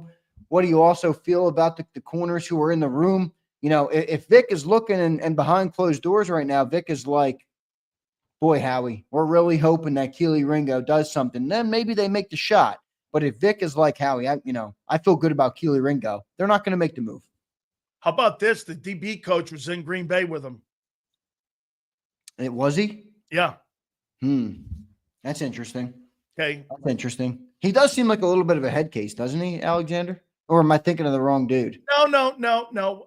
But look, safety not a head case, but just a little bit out there. Corners and receivers are basically cut out of the same room. He's your prototypical corner. Yeah. So I say this to you, and don't you agree? Instead of playing man or instead of playing press, doesn't that extend your career? If you're playing in a zone where you're 10 yards off the ball, you're more limited on lesser contact in that system. I mean, Xander, Barkley had a history of injuries. You signed him, did you not? He had 3 knee injuries in the last 5 years. I think he fit the puzzle. And he both is 28. Yeah, I mean, they signed Saquon to be a big part of the team. I don't know if like Alexander, just with where he is and what time of the year it is, this isn't that type of signing. It's not like it was a start of free agency and Alexander was looking for his next team and he got a big cap casualty. Yeah, he was a cap casualty late. Most teams already have cap allocated. Philly would be looking at a 1-year deal max. Like, you're not looking to pick up a contract or pay him a big money to make him a part of the team for the future. At least I don't think so. So I think that kind of lessens it a little bit, but I don't see it, dude. I don't see it, but I do think he'd be a good addition if he was willing to play the zone. How about this? So here's your base: Alexander, Q, Reed, and Cooper. 2 safeties, 2 corners. That's your base. How you feel about that? Tell you what, I feel a lot better. I'll tell you this, man. That guy goes to Baltimore, and he's on the other side of Humphrey. That means you got Humphrey, you got Alexander, you got Kyle Hamilton, you got Malachi Starks. That's some secondary, dude, in Baltimore. Now, like you said, I'm signing that guy to a 1-year contract. How about this one, too, Xander? Baltimore's missing the clutch quarterback. Hey, he's got to win. No question about it. He's got to win in the. He's got to win in the second. He's got to win in the second season. Yeah, he absolutely does, man. I mean, you can't say that about Mr. Jalen Hurts. Yeah, I know. He's got the defense. Well, he gets the job done. I know, man. I know the greatness of Jalen. Acknowledge it. Acknowledge it. Acknowledge what? That he gets the job done. Acknowledge what? That he got the job done. In the Super Bowl, yeah. No. With the team. No. He was, like I said, he was a mail carrier all year. No, this guy was carrying the mail. Yeah, he was like Bobby Boucher, like out there. He was Bobby Boucher during the regular season. He got in the Super Bowl. He turned down from going from Clark Kent to Superman. No, stop it. Stop it, man. Okay, well, here. Lamar Jackson. This dude's got a 2,000-yard rusher. He's got a top defense, got a great coach, great organization. You want to hear this? What happened? You want to hear this? Lamar Jackson's going to the Hall of Fame if he never wins a Super Bowl or not. Yeah, well, that's great. There you go. Here we go again with the statistician. No. Love stats. I'm talking about accomplishments, not stats. I'm talking about accomplishments. Being a Super Bowl MVP is a hell of an accomplishment. Being an NFL MVP is a hell of an accomplishment. That's not a stat, dude. That's playing great for 6 months. Okay? That's consistently playing great. Now, except just when the lights got bright, it's just time to hang up. Thank God that kid's got a great team. You tie those cleats together. Okay. You know when you were a kid, you used to walk by like the phone line and have like a pair of cleats on them. That's Lamar's cleats when the playoffs come. I got 2 questions for you. Very simple. Because I'm a simple man. Okay? And I'm not a hyperbolic kind of guy. What's the biggest weakness, in your opinion, going into the final OTA and coming out of the final OTA? What's the biggest weakness on the offense? On the offense, right guard. Oh, my God. You walked into that one, Big Show. Right guard. We don't know who it's going to be right now. How could that not be the biggest? Oh, wait. That's the biggest issue on the offense is right guard. Well, it depends what the offense looks like this year. You might have to. So if the right guard doesn't play well, the team goes to shit. Might have to come back out of his shell, if defenses are slowing Saquon down this year. Yeah. I'm just curious here. So you think it's you think it's a weak? I don't think it's a weakness. I think last year was easy. They dominated their way to a Super Bowl. Why would they ever go to the passing game when their running game's dominating? They have the best defense in the league. Only a dumbass who cares about stats only would want. They ask you what? No. You're adding more dialogue. I'm just asking a simple question here. What's the biggest weakness going into the final OTA as you get ready for training camp? On offense, what's the biggest weakness? Well, you do have a question at that right guard, and Mekhi Becton was great in the run game. Willie, folks. Well, that's the truth. We had a great running attack last year, Sills, and you lost Mekhi Becton. That's a real thing. Mekhi Becton was phenomenal in the run game last year. So you don't think the passing game is a problem? I mean, are they going to try and improve it? Yes. Was it a problem? No. Prove it how? That's my question. Like, what does that mean when you say prove it? Because, again, you're right, Xander. Am I expecting them to go from 19 or 20 passes to 38? No. You'd be an animal. You'd be an absolute asshole not to go into that room. I think it's a 20% shift from running to passing this year. 20% more passes. So if Hurts had 20 attempts a game, he has 25 this year. If he had 25 last year, he has 29, 30 this year. What does that mean? What does that look like? Is that more tight ends, more screens? I think maybe a little bit more tight ends. I think just an overall more usage rate in the passing game. You're going to have to get a little bit away from just the go routes with AJ Brown. Get a little bit, of guys across the middle. I like to see more slants, dude. AJ Brown's like the best slant corner or wide receiver in football, and I never felt like they used that enough. So little things like that, but I don't think that there's an overall indictment on where it is right now. I do think it's going to increase.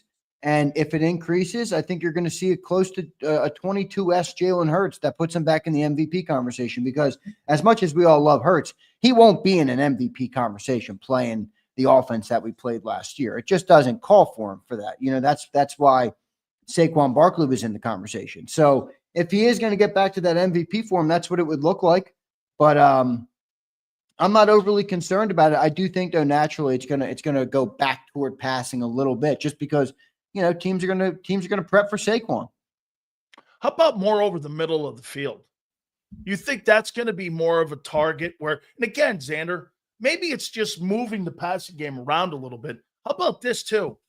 You ever wonder why they don't move AJ around? Is that an AJ thing, or is that an offensive mindset thing that? If you've got such a, they never flip wideouts. Like a lot that might be a quarterback thing.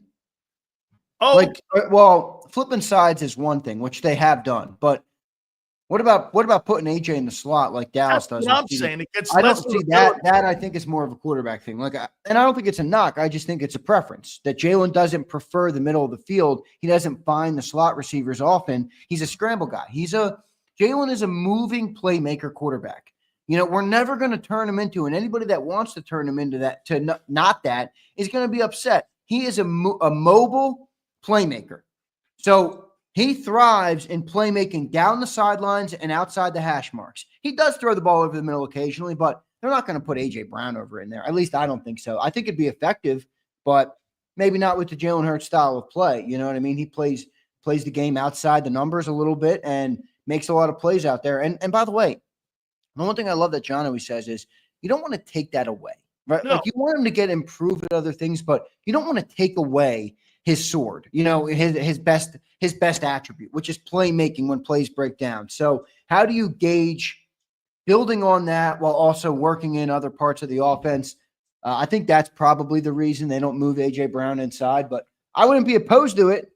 I don't know if they would do it or not. We'll see. Maybe Kevin Petullo has a trick up his sleeve. They always talk about versatility on the defensive side, moving guys like Zach Bond around and doing all kinds of crazy things with Zach and talking about Cooper DeJean and all that. To me, you have such great players out there on the Y and Z. Why not move? Try to find the mismatches. If the mismatch is in the middle of the field, we'll put AJ more in the slot. Don't leave him out there like that. Now, again, they won the Super Bowl. You always have to go back to that and underscore that, Xander. You go back to the style of what they did.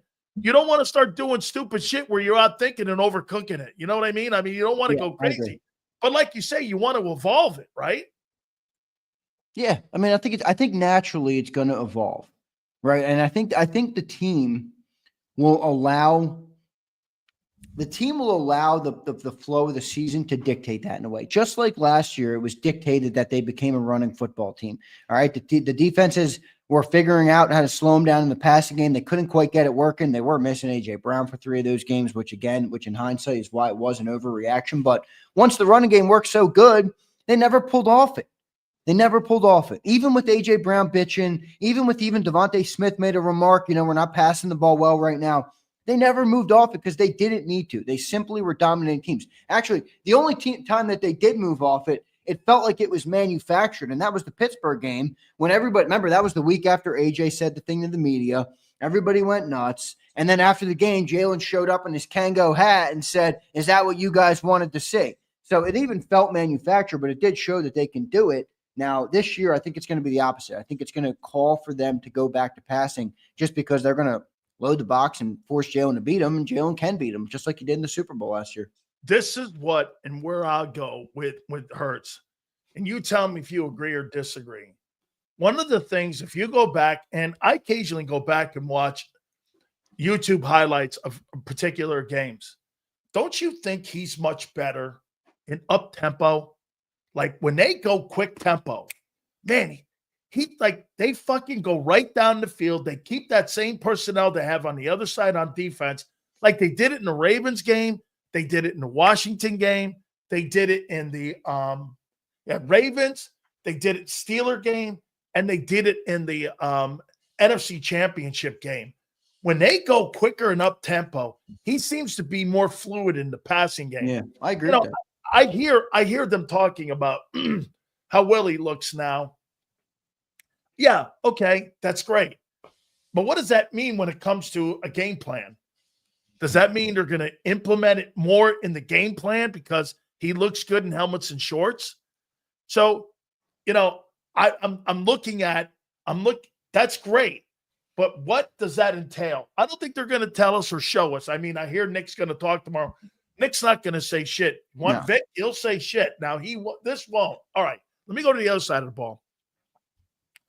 Before I ask you about the defense, don't you think moving Cooper DeJean around to safety, to nickel, and potentially to corner, is that awesome for the player, or is that more of an indictment on who you have on the roster? Which is it? It's both. That's the truth. It's both. You have a guy that you trust so much that you feel like he can be a safeguard for you at every different position in the secondary, while at the same time, you feel like you might need that player because you're not sure enough at the other positions. I think it's a little bit of both, but I also think there is some kind of business as usual in the NFL here. Like, you're always going to have turnover on NFL teams. You know what I mean? Like, there's always going to be a period, and this is every team in the league, where one position you're counting on a guy, or you're hoping a guy, or you're looking forward to a guy proving it, and a guy who hasn't proven it yet, either a draft pick, a new guy, a new starter, a third rounder, whatever the case might be. So that's where we are right now in some of those positions. And, that's both a bad thing, but it's also a good thing. I mean, Kelee Ringo could turn out well. You could have went in at this time last year. We could have said, "Oh man, we're screwed at cornerback. We have 2 rookies that are going to play." That you're not going to. They might be good. You're not going to win a Super Bowl with 2 rookies. I mean, probably wouldn't have been far off saying that, but it did work out. Now, it's also the possibility it could not work out. But because you have Cooper DeJean, it gives you a little bit of a safety net, a little bit of a blanket, and then it might allow Vic Sills to be more versatile. You know what I mean? Different looks, different coverages, different things require different players. And if you have more versatile players, kind of a theme we've talked about this offseason, it allows you to get creative and get the best guys on the field for each different situation. How do you feel about that comment you just made when you say he could be great, Kelee Ringo, when the first 4 weeks you got Dak, Mahomes, Stafford, and Mayfield? Yeah, I don't feel confident in that one. I'm not. The thing with Kelee with me is it's a literal wait and see. I'm not trying to make a proclamation that I get it. Think the player is out. But it's not a rip. Yeah, it's not a rip. It's just but like even Quinyon in last year, like I had promised. Like I felt like even if you told me, "Hey, Xander, he hasn't done it yet," I was like, I think he's going to do it. With Kelee, I got to see it. I can't go into the season with Kelee Ringo is going to be great. Like it's a wait and see thing on him for me. And the same thing kind of goes with Makuba. Now, I do think Makuba would be a little bit better, or at least be a little bit more prepared year one, but he's undersized. That's going to be an interesting one. Kelee Ringo, definitely in the wait and see camp, Sills. I don't really know what to make of it. The one thing I do know is he was a phenomenal college player when he did get up to speed in college. Does the skill set translate to the NFL? Possibly. We'll see. Didn't you feel this, though, after the Green Bay game in Brazil? You went like this about Q. That kid can play. I mean, now it's going to be – we wanted to see it on a week-to-week basis. But didn't you see it out? Because I thought he was great in that ball game. And then he got better and better and better. And before you know it, nobody was getting touchdowns on him. Nobody was beating him. And you started seeing the guy. You saw it right away. A year ago, I mean, I keep harkening back to this here, Hoss. If he was so good, why didn't he play over Isaiah? I'm with you on that. Now, people say, it wasn't the right role for him. They was using him I don't know. I'm with you on that. If the guy's good, put him out there. I mean, you're Slay missed damn near half the year. Was the guy good enough to play or not? He wasn't, clearly. So I take that more like you took it with Isaiah Rodgers playing above him. But, yeah, I mean, and that's the thing with him is Vic does know a little bit more. Like Makuba, Vic could be like, let me see a little more. Like Vic knows a little bit what he has in Ringo. He's seen him at practice for a year. He's played with them, for a year. They went through the season together. He watched them on special teams. Vic knows his players. I mean, so I think Vic knows, but we'll see what they end up doing. I think that's why Vic also made the comment though about Cooper. Maybe a little bit of a, I'm not sold on you yet, and you should be working your ass off to go and earn that job, Kelee. You know what I mean? Showing him that Vic has ideas and options if he needs to go a different route. Who has to have a huge year, in your opinion, for that Eagle team to be a top 5 unit? Cooper, Jalen Carter, or Zach Bond? All three.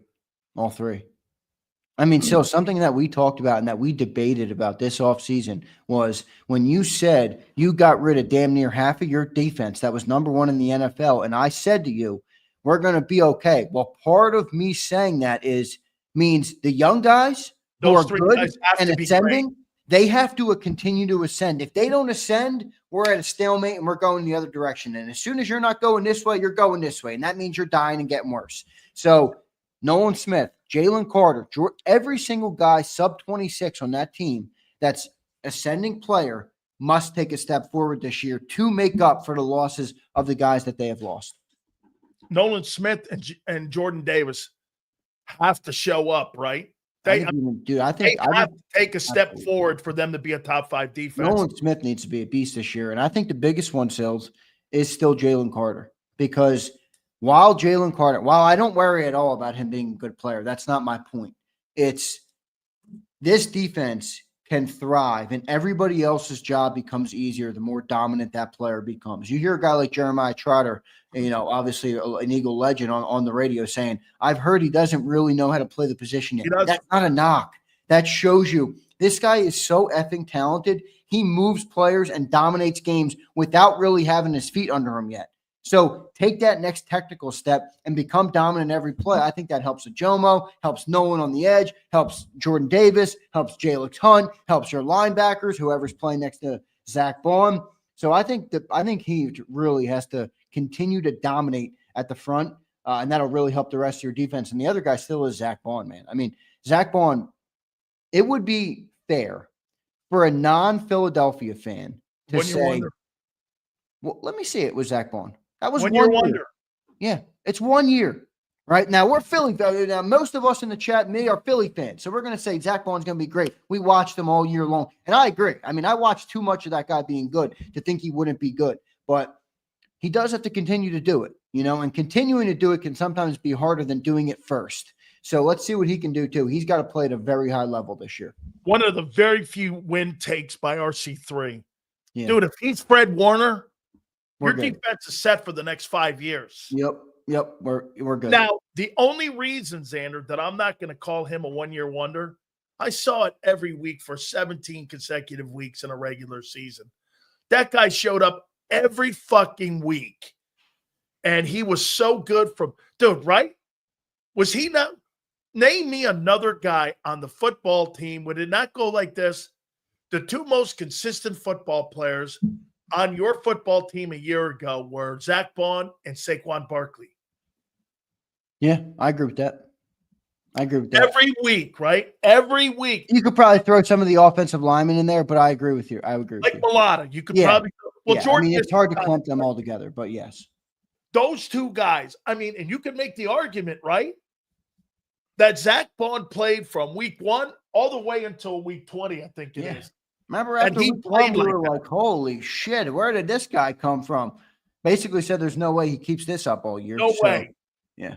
We were all saying, me and John were going like this. Nobody's getting 18 tackles after the first week, and he played like that every game. What was that stat you said about the Chiefs not getting across the 50-yard line? No, they're not till their 10th drive, Sills. Man. Think about that, dude. You go 9 straight drives, Mahomes and Andy Reid, and you can't get past midfield? That's ridiculous. Dude, that's like, Sills, that's like, for anybody that watched like competitive high school football, and every once in a while, the really good team in the state will play like a really shitty team, and it's like 40-0 at halftime, and the other team just shouldn't be on the same. Like, that's what that – I've never thought in professional football, let alone a guy who's going to be one of the GOATs in Patrick Mahomes and Andy Reid, they couldn't get past a 50? I mean, dude, that's like, Miami. That's like holding Michael Jordan to no points in the first. That's the 87 Hurricanes versus whoever the worst team on your schedule was that year. I mean, that's what that was. Man, like holding Jordan to no points in the first half of the finals. Yeah, it's just crazy. That's nuts, dude. So what do you think is the biggest weakness on the defense heading into the final minicamp, mandatory tomorrow? We'll have all your coverage too, by the way, with the great John McMullen. And we get ready for training camp probably July 21st. I think that's probably because of that Thursday night game. What do you think? What's your biggest concern with that defense right now?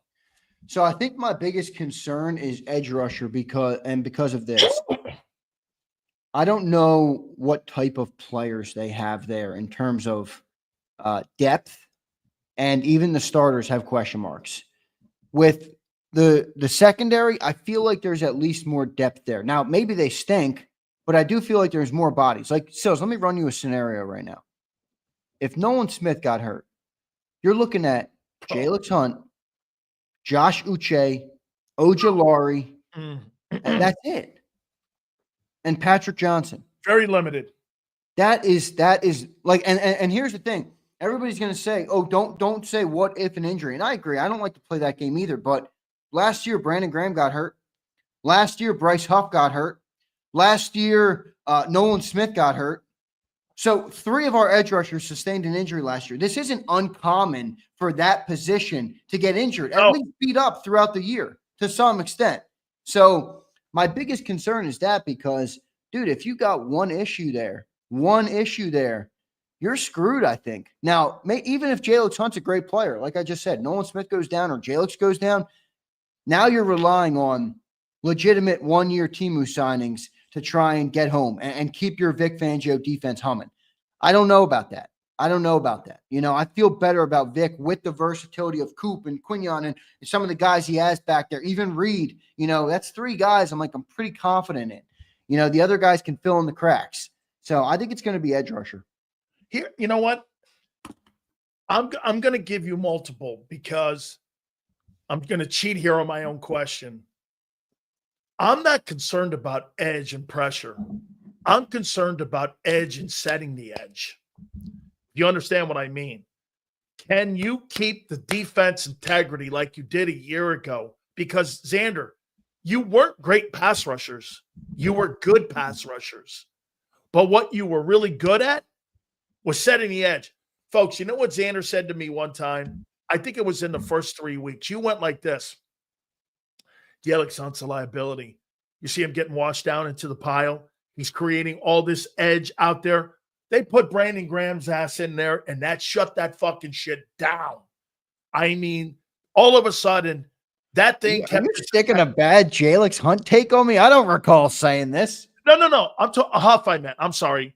Huff. I was going to say. I don't think I ever doubted Yeah. Huff. That makes more sense. I don't even think he played in the beginning of the season. No, he didn't. Jalen didn't play early. It was Huff. It was Huff. Yeah. Huff was getting washed down into the pile, and he's a liability against the run. And they put Brandon Graham's backside out there. Dude, stop that whole thing. The integrity of the defense improved so much. So to me, it's more about, are these guys going to hold up, setting the edge? Because like you said, dude, is Jalen Hunt going to play the strong side or the weak side when it comes to edge? If he's playing the strong side, that means he's taking on tight ends. Is that guy going to be able to hold up for 17 weeks versus a tight end and the best tackle in the game? That's a big ask. You're talking about, again, the Cowboys have a good tackle. Kansas City, the Rams, they don't really. The Bucs have a great one. You're going to be playing on the strong side which means you got tight end and you got tackle. That means you got to take on double teams and setting the edge out there. Yeah. You think that guy's going to hold up for 17 weeks? That's a big ask. It's a big ask. It's a big question. It's a fair question. I think Jalen is built to hold up. I don't know about Nolan. I mean, that's the toughest thing about Nolan right now is he plays his best football at the end of the year. I'd play him on the weak side where he's open space. So he gets less wear and tear? Yeah. And you utilize that 4-4. Right. Yeah, I think that could guy be over there. I mean, the other thing that would make this a lot easier is if they did have a couple of guys that were competent behind them. I mean, right now it's hard to project anything because you're like, I have no idea what Oche and Ojala are going to be. Like if you get, for example, if one of those guys is decent or Patrick Johnson or somebody plays the edge pretty well, or maybe even Jahad Campbell comes in and is a good player, I think it gives you a little bit more of a leeway to be able to get creative with those players and put them in the right positions to succeed. Right now, I don't know who they have. I don't think they know who they have. So there's a lot of question marks at that edge. Nobody's there, man. How do you feel about the corner play and the depth of the cornerback position? Like, let's just say it's Keeley, and say you get a couple nicked up injuries like you did with Slay. Who's your corners? Yeah. I mean, you do have some depth there. You have Adoree Jackson, Keely Ringo. You have Eli Ricks as a guy who did play a couple of years ago, if you remember that, when we were thinner at the cornerback spot. So there's more dudes there. You think they're lighter in depth this year than they were a year ago? It feels like they are. Now, they got a lot of bodies, but that doesn't mean you have depth. Now, there are a lot of sleeper players. Like, I'm not saying that they're all going to work out, but maybe there's a guy that comes in from camp. Like, Last year, Isaiah Rodgers, you know what I mean? Like he kind of came, remember he was suspended. We weren't really sure. He turned into a contributor on the team. You know, who is that this year on that defense? Maybe Adoree Jackson is a pretty damn good player, you know, and that makes you feel much better about having Quinyon, Coop, Adoree, Reed Blankenship. Maybe that makes your life easier. So I could see that, but yeah, we got a lot of questions, man. You're not wrong about that. Doesn't feel like the depth is there right now. We will go to the super chats here in a second. Please hit the like button. Like, how do you feel about the unit overall? I mean, I see a guy in here. It's not going to be the same type of season. Defense is scary. I don't feel that defense does not scare me except for Bond, Carter, and maybe Mitchell. Cooper too. The defense is scary. I wouldn't say it's scary. No, I think it's confident. I think the season looks a lot better, different this year. I think the defense is competent. Competent. That's a good word. I think better than competent. I think rising. Like a rising top 12 defense where you have so many young players that you see so many flashes of greatness, but it might not be realized every single play to play. You know, because you just have so many young guys, so many guys still learning the league, learning how to play the position, whatever the case might be. So that's how I feel about it. But I do feel like it's going to be different than last year. Like, I don't think – now, again, we could have said this last year and we would have been dead wrong. I don't think you're going to have the number one defense in the NFL again, which is obviously a big feather in anyone's cap who's trying to go and win a Super Bowl. I don't think you're going to have that. Maybe you do, but I don't think so. Which means Jalen and the offense have to play better. Let me say this to you, man. If Vic repeats as number one, all right, I'm going to make a campaign for him to be a Hall of Famer right now. Yeah. Okay. If that guy ends up doing that shit there. Hey, by the way, before we get into before we do some of the supers, by the way, please hit the like button. What'd you make of the NHL finals? Oh my gosh, dude. Game's tonight. Game is tonight. Game 3 tonight. Back in Florida. Dude, I love the NHL playoffs. I really do. And the ice is slower because it's hotter. Last week I was saying something. I forget it was on Xander time or something. I was saying something about Connor McDavid. But all right, if anybody's not a hockey fan or anybody isn't used to watching the game, or just turn on Connor McDavid. That guy is legitimately maybe the greatest hockey player I've ever watched play the game of hockey. Better than Crosby? Yeah. Now Crosby. Wow. See, so this is what I likened him to. And you could maybe someone will make an argument Crosby's better. Crosby's obviously a historic player, going to the Hall of Fame, everything like that. But I liken McDavid to this generation of that player, and I think he's the only one in the league. Do you remember now growing up for me, like it was Ovechkin and Crosby, right? Like those were the two guys, and it got to a point when Ovechkin was going for the cup a couple years ago, whenever that was, 2020 or 21, you know, hockey fans everywhere like wanted Ovechkin to win because they knew how good he was and how much he deserved to have a cup. That's what McDavid is to me. He's so good of a hockey player. He needs to have a cup. He will have a cup. And I think his time is going to be right now. But just watching him play, dude, is legitimately insane. It's insane watching him play. I'm going to give you something here. So I talked to Phil Esposito the other day. You know what he said about Connor McDavid? What's that? I said, how good is he? He goes, he's the best handler of the puck I've ever seen. I go, including Gretzky? He said, yes. And I go, wow. I go, why? He goes, you see his stick? He has a big face. Remember something. Esposito scored over 700 goals in his career. Right. When he retired, he was second all time. So, I mean, he's like, he handles the puck so it doesn't wobble out there. And he said he is just a great handler of puck. All things, too. Is it ironic he lands in Edmonton where they had Messier and they had Wayne Gretzky? Yep. Now, remember something in this game tonight. The ice is not going to be as great as it is up in Edmonton because there's more humidity, which means this. Dude, these guys in the third are going to be dragging their ass. Well, dude, I'll tell you this, too. It's more skating. You know when you don't have good ice, Sander? It's tough. Yeah, 100%. It also affects the goalies too. I was a goalie. It's a big effect on the goalies. But you know, the biggest thing I see with McDavid, his stick handling is phenomenal. Don't get me wrong. I mean, you saw the assist on Saturday? What was it, Friday night? I mean, the guy, you know, toe drags it back, boom, slides it perfectly, no look. I mean, the guy's just insane. But watching him skate, Sills, like the guy gets on the ice if you get caught watching it, if you're on defense and you take 1 second, and that goal I just said was a perfect example of it because the goalie got caught watching, you're done. He is so fast. He takes one stride and just explodes up. I've never seen a guy as fast as him in my life. It's their entire power play. They drop the ball, drop the puck off at the blue line. McDavid takes it and goes by everybody. I mean, it's unreal watching him skate. He was born to be on hockey skates, dude. That's the best way I can describe it. Born to be on skates. Last one here for you. Cooper's better than Q, yeah? Yeah, I think so. I think he's got a more versatile skill set. And both could be all pros. Both could be. Do you think Quignon would possible thrive if he was asked to be more of a man corner? I'm sorry? Do you think Quignon would still be would thrive if he was asked to be a man coverage corner? I think it would have been a tougher season for him. Because and a learning season. Not that he couldn't. It definitely would have been tougher, but do you think he has the skill set to do it? Yes. Yeah, because you know what? You could see by the way he uses his hands. Yeah, I agree. And you could see by the way he moves, and he's got great. You remember that interception he had on Scary Terry? Yeah.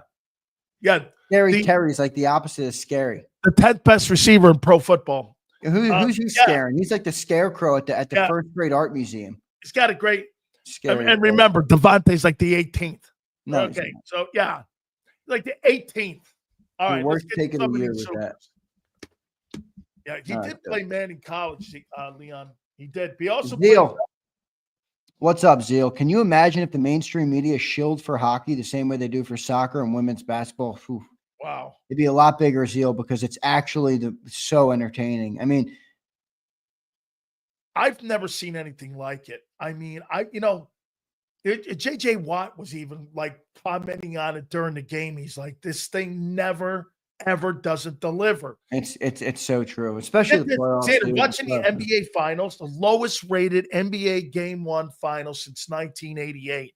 Is that right? Because I thought the storyline was okay coming into the series, but I've been pretty underwhelmed. I mean, Game 1 was pretty good in the NBA, but last night was a little bit of a snooze fest. 1988, the worst ratings since they've been keeping ratings for the finals. Dude, nobody cares. Like you said, if you Hockey's niche though, man. Hockey's just niche. I don't know why. And here's what I would advise for this for anybody that's a sports fan. Because it's a Canadian sport.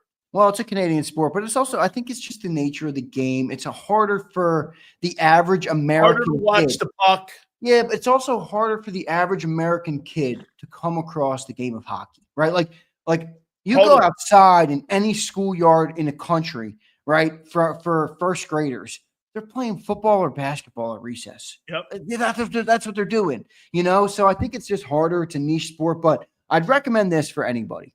Anybody that's a sports fan, and you might be tired of us talking about hockey, but I would recommend this.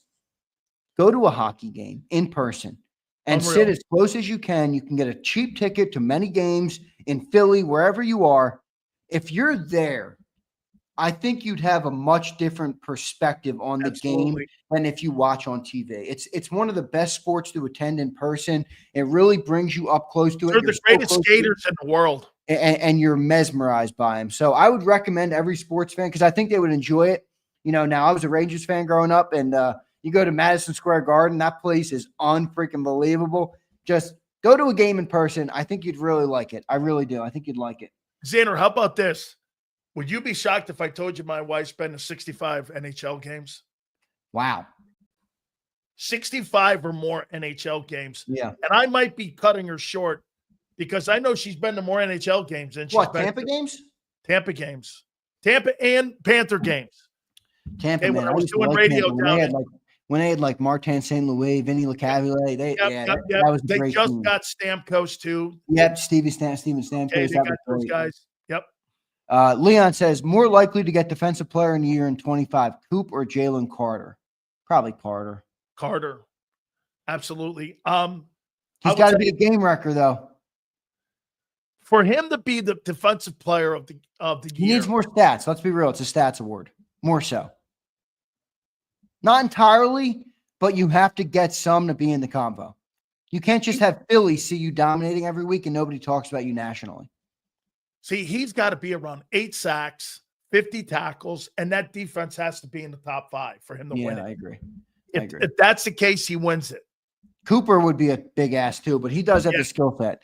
Kyle says, I haven't seen a more boring team in a Super Bowl since my high school team run 3 QB sneaks in the 10. Look at Kyle. You've been Sileo-wise. You finally have He's it. talking about the Chiefs.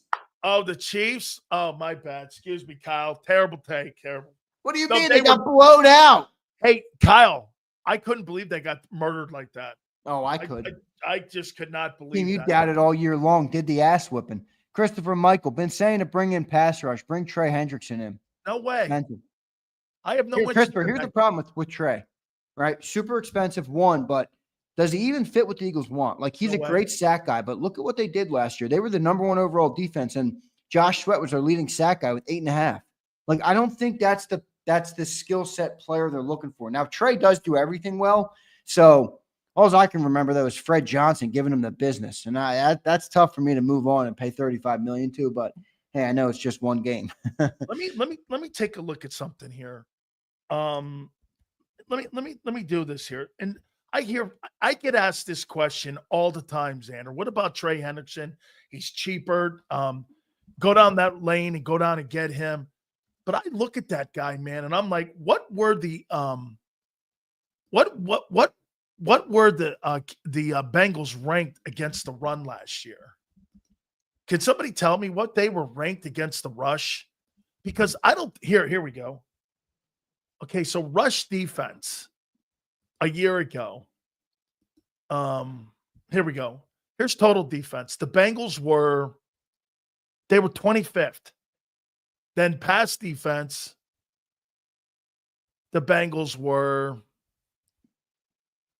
what were they? The Bengals were 21. Rush defense, they were 19th. Are you going to pay $30 million for a guy who had zero impact on his defense overall? I mean, that's what I mean. He doesn't fit what the Eagles want. I mean, I don't see. So he can rush the passer. Yeah, okay. That's what I mean. We thrived last year without having an exceptional pass rusher. That's my case. I'm going to stick to it. You said that a while ago, and I've been sticking with that. Gabe says, what Super Bowl player didn't have a great team? Shit take by Sills. What Super Bowl player didn't have a great team?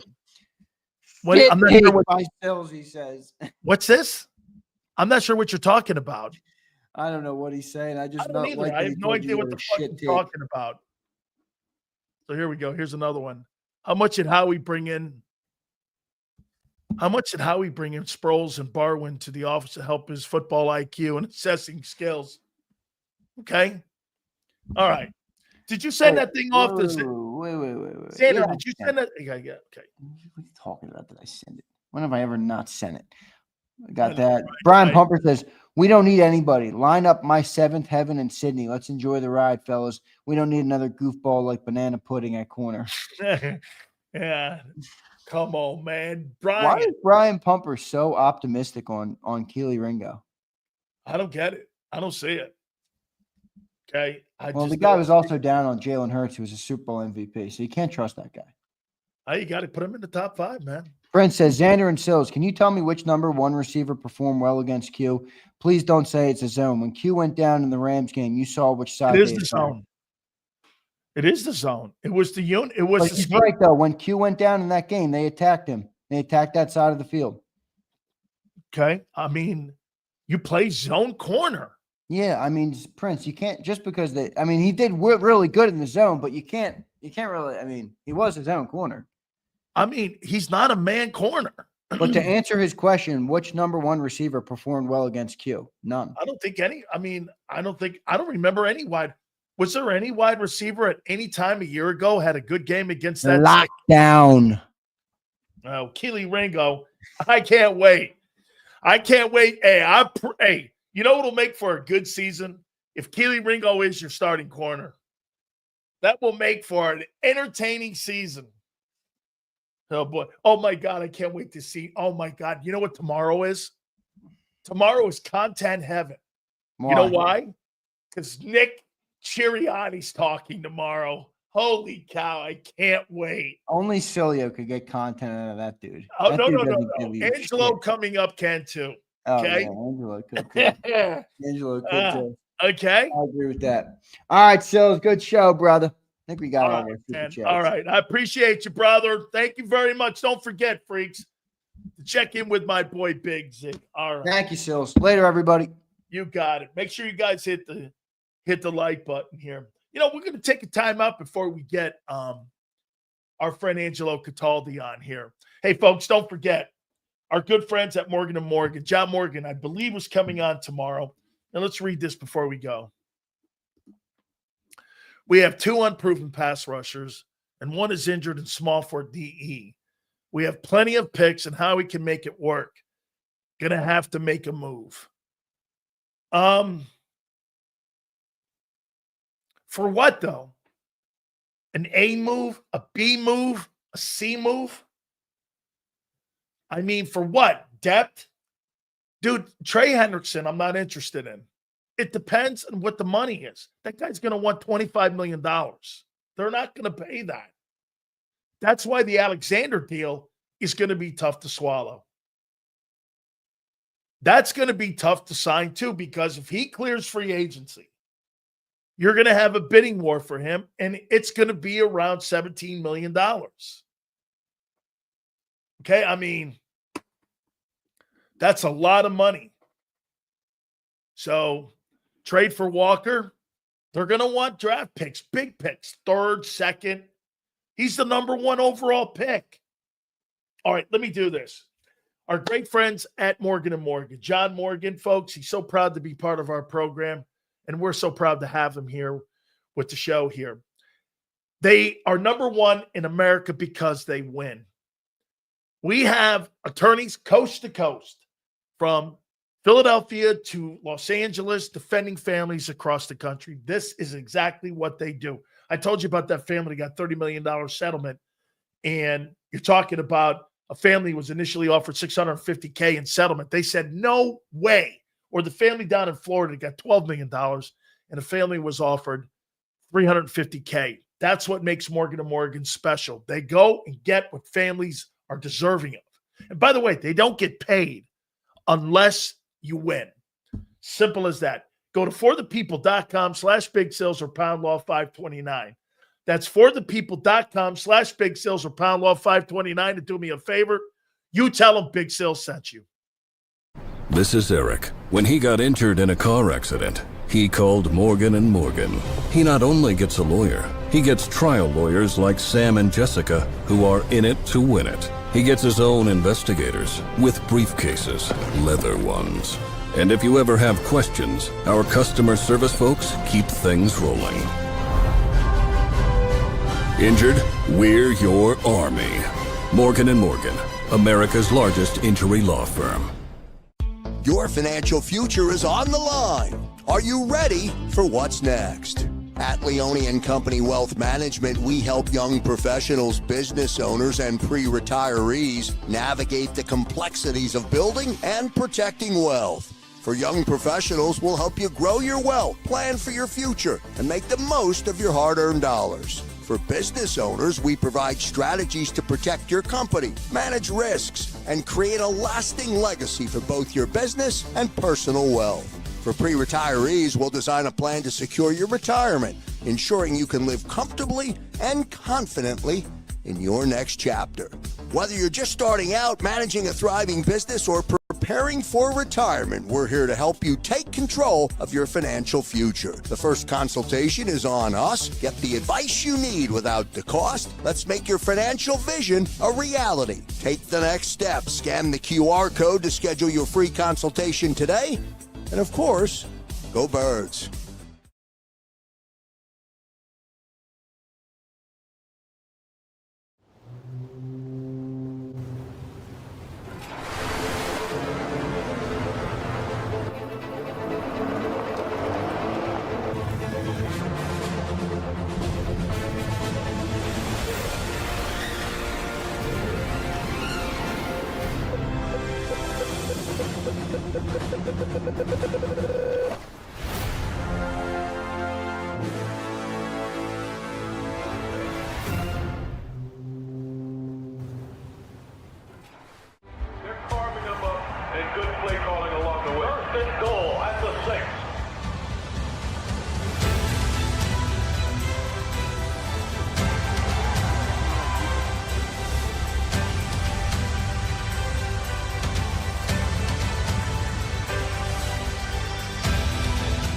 field of life, First Trust Bank is there for you. Champions on 3. 1, 2, 3. Because Philadelphia dreams deserve a Philadelphia bank. In our hometown, we all look out for each other. We step up to keep our communities going strong. And at Independence Blue Cross, we're here to keep you going strong as the #1 health insurer in the region. No IBX is always looking out for you. EAGLES. Eagles.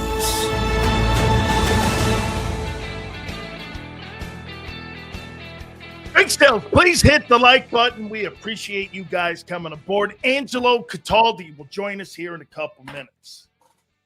What game are you looking forward to the most this year?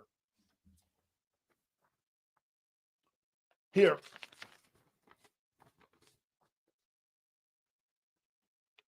The opener, the Rams, Chiefs, the Bucks,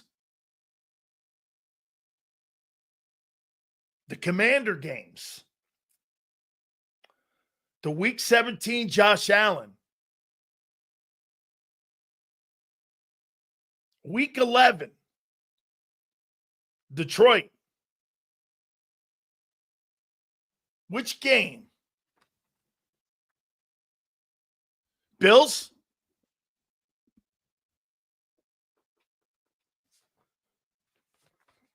I can't wait to see what this thing looks like.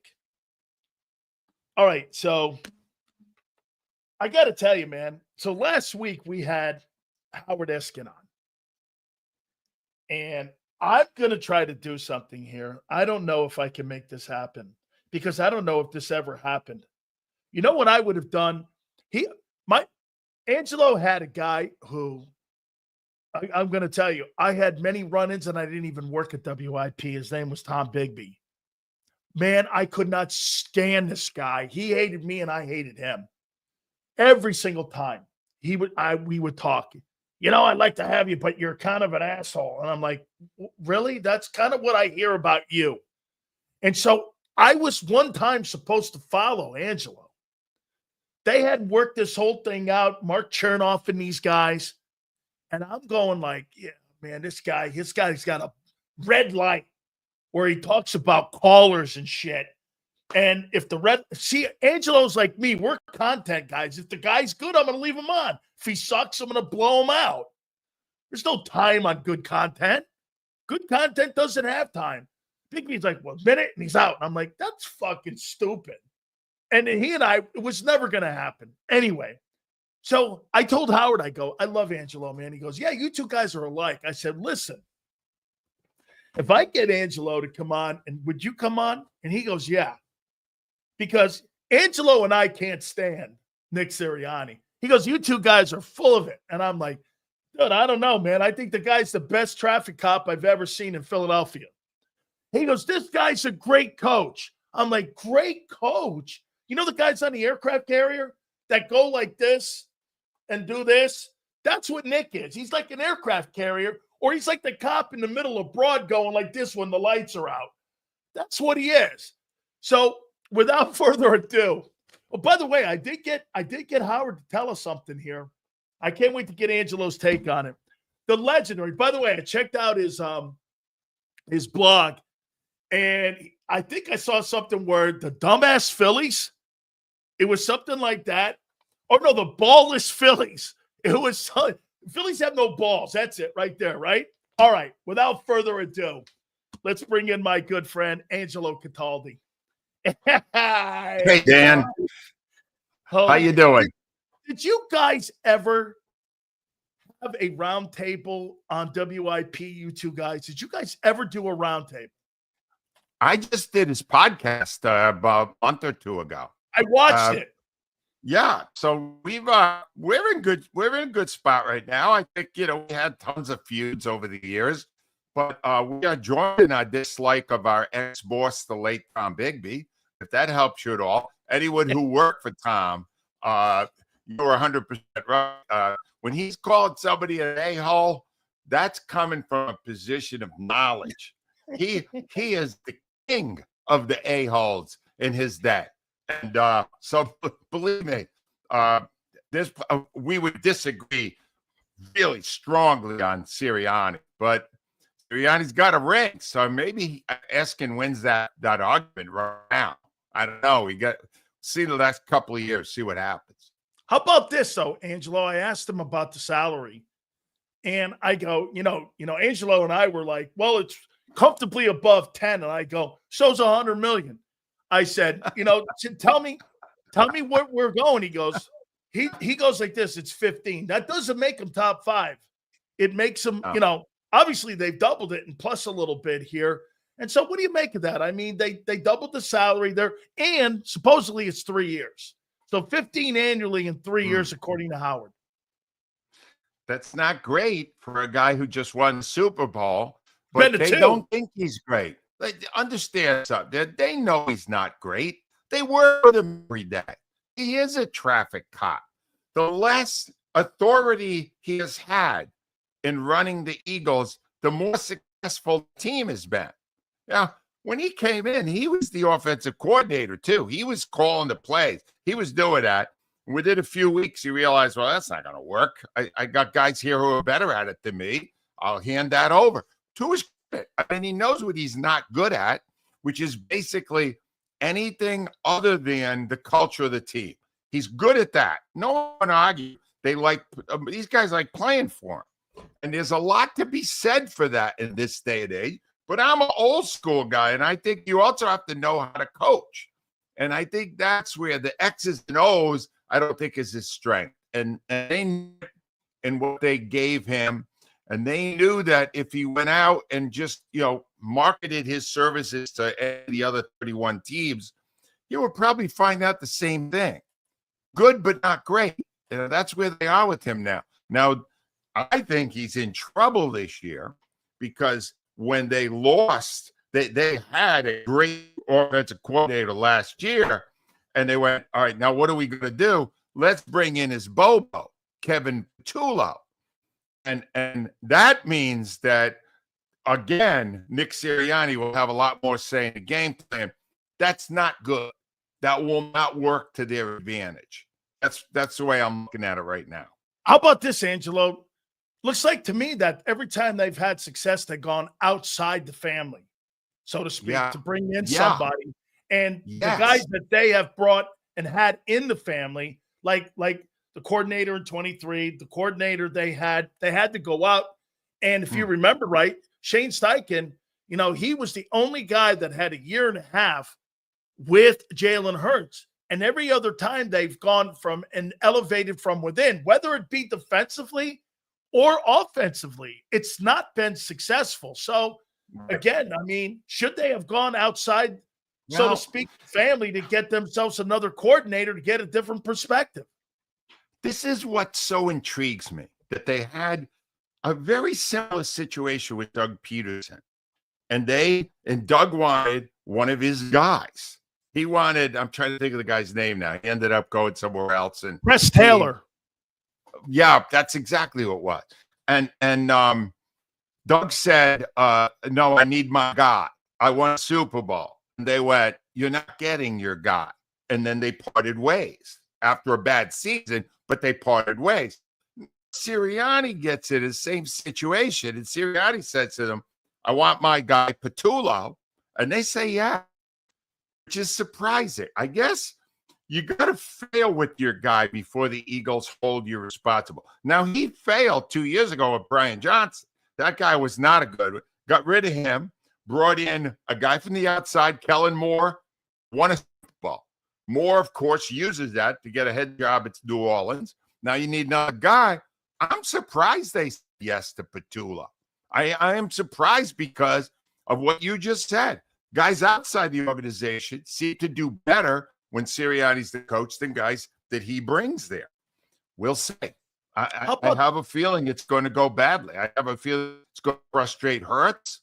I have a feeling Nick's going to get more involved in the play calling, which would be a disaster. I have a feeling they're going to pay the price for that. How about this, Angelo? Do you think the owner, and as you've told me before, you believe that the owner loves to acknowledge him being right in a lot of things, picking this guy, hiring this guy. do you think it's more about how they paid him and extended him? That, to me, you got to pay that because it's kind of an indictment of what I've done by replacing Doug. See, I was right. Now we've made him one of the top paid guys, even though, like you and I say, I'm with you, man. I think he's a traffic cop. I don't see anything special with that because here's why I say that. And I get criticized for this, and I know you do too. It's that you're beholden to your assistant coaches every year. If your assistant coach sucks, you're going down with the ship. If your assistant coach gets a job in the NFL, you're going to get kudos for that, and people are going to assume that you had more control of that, when in actuality, in the last 4 years, do you think this is a normal number? How many coordinators have you changed on both sides of the ball since they've been there? 8. I mean, wow. How is that? I mean, defensively and offensively, you've changed 8 coordinators. I don't know about you. I mean, I know they're winning, which kind of clouds it all up and goes, hey, it's a formula that they're winning, but you're beholden to the assistant coaches that they bring into the building, not your own abilities. I mean, I've never seen a more contradicting conversation in my life than this guy, because I don't really think he's great. Here's another contradiction for you. When the Eagles went out and they convinced Chip Kelly to come here, initially just as a coach, right? Eventually he used the power play to get control of the personnel as well. But when he came here, they were paying top dollar. They were going to blow anybody else's doors away. They thought this guy had invented the game of offensive football. They were convinced he was going to be the guy, and they paid top dollar, and they handed him a lot of control. And what they found was there was good elements of that and bad. You know, he started great, and then things went haywire. He got power crazy, and he stripped away Howie Roseman's power as GM, et cetera, et cetera. They have never, since then, shown any of the guys they brought in as coach the same level of respect, either by the financial deal they made with them, the length of the deal that they made with them. They've never got anybody to that level again. Maybe they said, well, we learned our lesson. We give the guy all the money, we give him all the power, and then we end up being left out in the cold. That may be part of it. But there's no way right now they feel the same commitment to Sirianni that they did when they brought in Chip Kelly a decade ago. It's different, whole different. And the thing is, Kelly was a very hot commodity then. You know, Oregon was a powerhouse, and they thought he was a brilliant offensive mind. They've never gotten back to that place, either with Peterson or with Sirianni, that they got with Kelly. And they ended up winning 2 Super Bowls after Kelly. It's not bad. They went to 3. You know, so maybe this is a better formula for them. It must be working. All I can tell you is last year they had a great setup. Really excellent offensive coordinator, fantastic defensive coordinator, and the traffic cop in the middle staying out of it, just letting them do their thing. And they won a Super Bowl with it. It's not going to be that way this year with a much tougher schedule. Much tougher schedule. And a completely different looking defense. I'll ask you this. Why is this by design? The organization, it seems, since Jeffrey Lurie has owned the team, he doesn't hire experienced head coaches. Yeah. There's never been an experienced head coach. It's always been somebody like a Reed. Reed wasn't even a coordinator in Green Bay. He was a quarterback coach, actually, because Holmgren called the plays. Is that by design, in your opinion, that the owner wants to feel entitled that he's finding these guys? 100%. This I know. Some things I kind of guessed at a little bit, like my prediction of wins last year. But some things I know, all right? And here's the thing, right? Eagles, they kind of initiated this dog and pony show interview process. Every guy they would bring in, they would hold a news conference after. We had a 12-hour interview, which frankly, I guess they're going to see if any of these candidates want to kill themselves, listen to Lurie for 12 hours, all right? But whatever it is, I guarantee you, they never end up with the guy who's got a track record in the NFL as a head coach. They never end up with that guy. Here's why. That guy is going to tell them what he's going to do. The other guys are going to listen to what Lurie and Roseman say, and at the very least, incorporate into what they're going to do. They don't want to bring in all this stuff about Belichick last year. Oh, maybe the Eagles are bringing in Belichick. There was less chance of that happening than me becoming a Chippendale dancer. All right? That's all right. That was not going to happen. They will never bring the strong head coach because in the end, he'll tell them what he's doing instead of them telling him. And in Sirianni, they've got a world-class ass kisser. They've got a guy. I said that the other day. World-class. You know what he's better at than anything? Kissing the ass and saying yes. So I'm telling you right now, in Sirianni, they have found the mother lode of yes man. He is the guy. All right. They have been looking for this guy forever. Who he goes into those meetings. I don't have to be in there to know that Sirianni is telling Lurie and Roseman that both of them are just brilliant originators and incredible owners, incredible gentlemen. And hey, to a degree, it's true. I mean, Roseman is one of the best GMs in sports, and Lurie is annoying as hell, but he's winning now, so you can't kill the owner. But the truth is, that guy has mastered the art of getting on his knees and kissing both cheeks of his two bosses. I guarantee, Dan, there's nothing I'm more sure of than that. He is a world-class ass kisser. All I know is this, man. That guy, if he's looking for a sponsor, it's Carmex. The stuff that you put on your lips. That to me, I'm with you on that. Couple last ones here for you, Angelo. 2,127. That's the amount of carries since he was in college Saquon Barkley has had. In your opinion, do they have to go down the same formula again for them to be able to repeat if they are going to? Because do they put the ball in Hurts' hands more, or do they stay with the formula? That's the great blessing of last season was that Barkley, who usually gets hurt, he did in almost every year with the Giants. It's one of the biggest reasons the Giants didn't match the offer. He would have stayed. They wouldn't match the offer. He had a hit. They were convinced that he got hurt every year. You lean on him the way they did. Last year, didn't. He got through the whole year, was brilliant, was phenomenal. It was as good as any running back has ever had a season for the Eagles. It was phenomenal. It was historic. Can it happen again? I hope so. I really hope so. Because there's one thing I learned. I really like him. I don't just like him as a player. He's got a great demeanor. He's got a great air about him.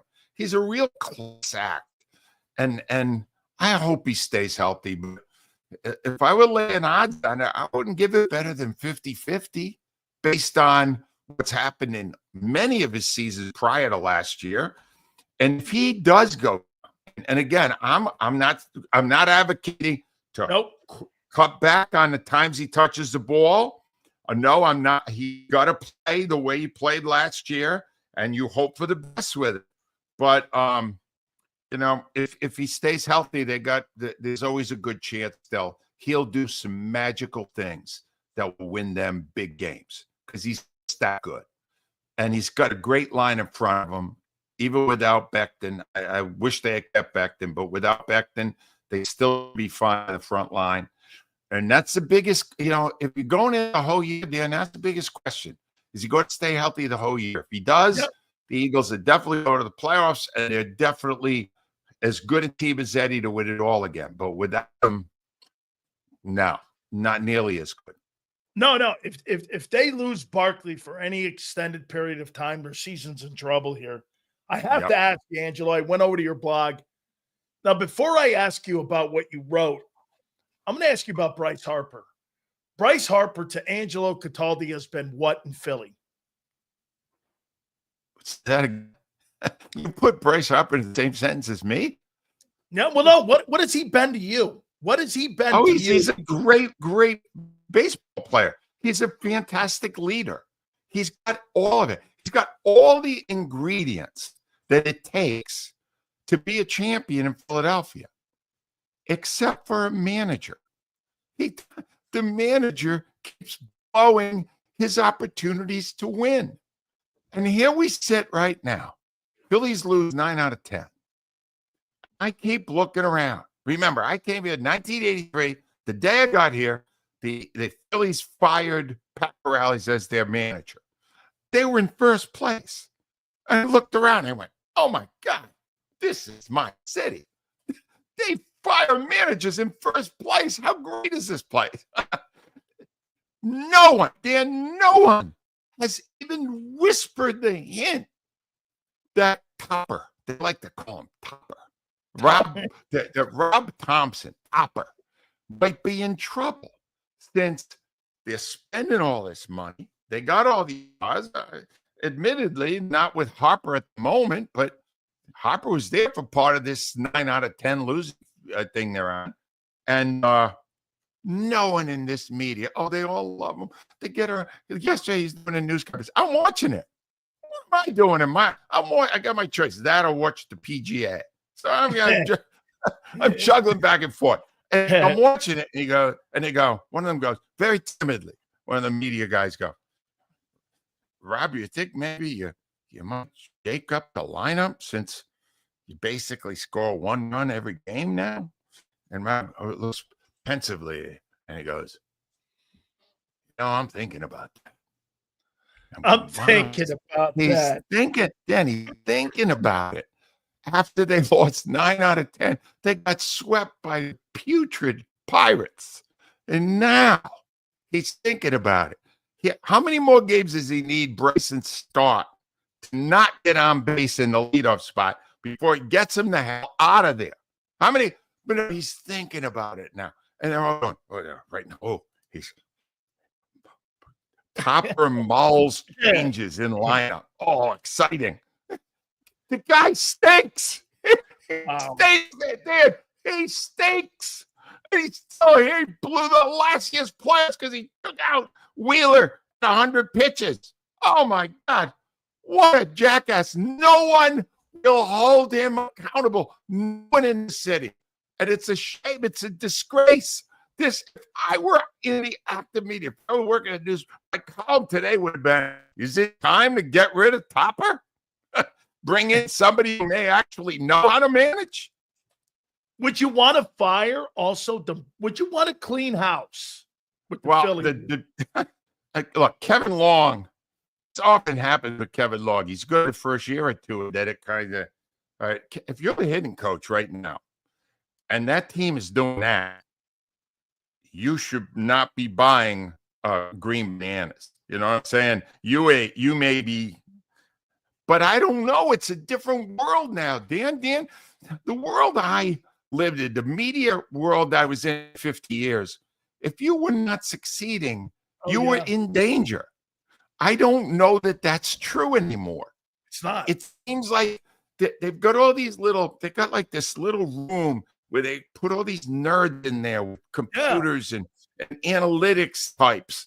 And I guess they wait for those guys to tell you when the manager's screwing up. And as long as the manager's following the friggin' numbers, which Thompson does religiously, they leave him alone. Not my world. My world is when you are a contender and lose 9 out of 10, when you're 4.5 games behind the Mets now, I'm looking at you. And I'm trying to figure out whether or not you're going to be the answer to my problem or the cause of my problem. That's the way I would look at it. I always thought, Angelo, in your city, the more successful the team, the more heat you were under. I never thought it was the other way. I never thought it was the other. Hey, crappy teams, you and I know they got a tough build. They got to dig out of that. To me, like when you're the Yankee manager, okay. Yep. And if Boone is 21-22 in his postseason, since he's been the manager, that's a problem. That's a problem. You can't be that way for me, when I see a guy in a team like you spending over $200 million on a payroll and you're getting bounced, dog, you're under the gun here, man. You're not supposed to be pacified going, hey, man, guess what? You know, do you think maybe you want to shake up the lineup? I mean, Joe Madden used to shake up the lineup to the tune of 138 times a year because he wanted to get it right. I don't know, man. I mean, this guy, for some reason, they adore him. I guess it's because of the accessibility. Because he's another ass kisser. Do you understand? Hey, Todd, how you doing today, Todd? How's the family? Oh, how's it going? Oh, we're friends with the manager. A lot of good that's going to do you. See if I invite you over for Sunday dinner. Nah, it's all bull. You understand? It's all garbage. So why did they're all a bunch of pussies. Can I say it any clip? Yes, they're a bunch of pussies. Yes, you can. Why did you say the Phillies have no balls? Because I didn't think that was last week. I just did one today on Carson Wentz. It hasn't come out yet. Carson Wentz, the fact that the argument's over now. They would have won nothing if they kept that loser. This would have been the final year of his 6-year extension with the Eagles. No way. They'd still have him here, and he'd still be choking in every big spot, right? But the Phillies, I was right. This would have finished the contract this year. This was it. This was his final year, $154 million. I just wrote it today. It isn't out yet. My wife's been busy. She's my manager, so I got to wait for her to post. Got it. But the Phillies, that was last week's one. And they had no balls. I'm trying to think now. It could be 1,000 things. I can't even remember. This is why I'm not on the air anymore. I don't remember what I wrote a week ago. I'd have to go look it up. Hey, I just say this. But I know it's true. Angelo, it is always great to check in with you, my friend. Thank you so much. Hey, by the way, you know what tomorrow is? Tomorrow's content day. Nick's speaking. So tomorrow's content speaking. Day. Yeah, it's final mini camp. So yes, it'll be content day tomorrow. Oh, great. I'm going to go out now and get those big hip boots that you fish in and you clam in. And that way, when he's piling up the manure, it still won't get above my boots. Angelo, you bet. Thank you, Angelo. You bet. The great Angelo Cataldi. Absolutely. Let me do a little. Yeah. It's in a great. Sorry about the lagging for him, but I'm not stopping anything once that guy gets going. How he sees your coach. You know, great minds think alike. Oh my God. That guy thinks exactly like Big Sills. Yes, sir. By the way, who said that in here?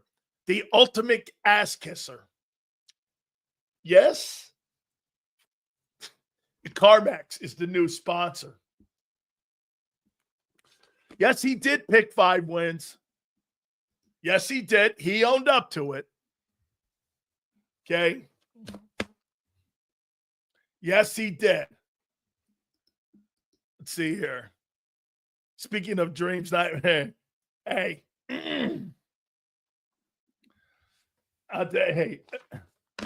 we're repeating. You're repeating with Keely Ringo. Keely Ringo. Oh, it is always great to hear Angelo Cataldi having the same takes as Big Sills. I wonder how that is. Oh, yeah. Me and him hated that Tom Bigby guy. He ran WIP. Guy was a complete asshole. Ronald says he found his home with you guys. Oh, yeah. Okay. Yeah, that's right. Diddy who? Does Big Sills look like he's ever been to a Diddy party or anything remotely close to shit like that? Dog, that's not my deal. I go to strip clubs. I don't. No, No, it's not. I know. Maybe years ago I did. Yeah. Oh, Sue, really?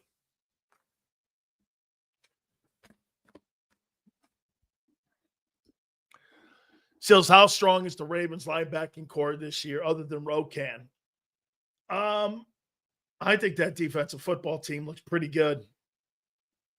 Okay, I do. Ringo's a star. He couldn't play. No, Ringo star, baby. No, not Ringo Starr. Rokan. I think that defense is going to be great. Seals, who do you want at starting corner? Cooper DeJean. You don't have him. The only person on that roster you have right now that could start that I feel comfortable with be Cooper.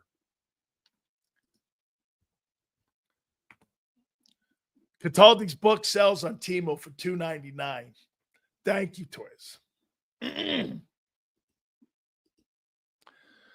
Happy Pride to you and Angelo. Never seen two plush like that. I love Angelo. Seals at a Diddy party. Yeah, bend over. Great name. But the offense sucks. No, the offense doesn't suck. It doesn't play up to its abilities. No, doesn't. Hey, I'm going to hit on something right now.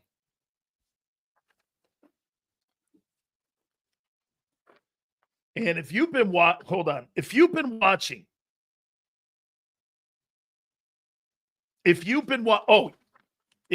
watching social media, you saw the greatest takedown in the history of takedowns with Simone Biles over the weekend because she's not supporting women's sports. She's saying that dudes should be in women's sports. And here's a point to her. If guys were in her sports in the Olympics, she wouldn't own one medal. And for her to turn her back on women's sports, from now on, I will call her the disgraced Olympic champion. That's my definition of her. Not supporting women and having fair competition. I do not support that, nor her and her position. So people are going after Riley Gaines' resume. Riley Gaines has done more for women's sports than Simone Biles will ever do. And that's because she's fighting for equal rights. No, I'm not going there with that. Simone Biles, in my opinion, she let down women's sports. Dudes in women's sports do not belong. And get this, how can you be on that side of history? Ask yourself that. How can you be on that side of history that you support that? I mean, and you know what? It's disappointing. You see the ratings and the attendance for the WNBA. It's fantastic. You see the record ratings for Texas Tech and Texas. It's absolutely fantastic. It's great. Okay? But now you got her. And then you have people like USA Today. The courage of Simone Biles. You're like, holy cow, I'll never read that thing again.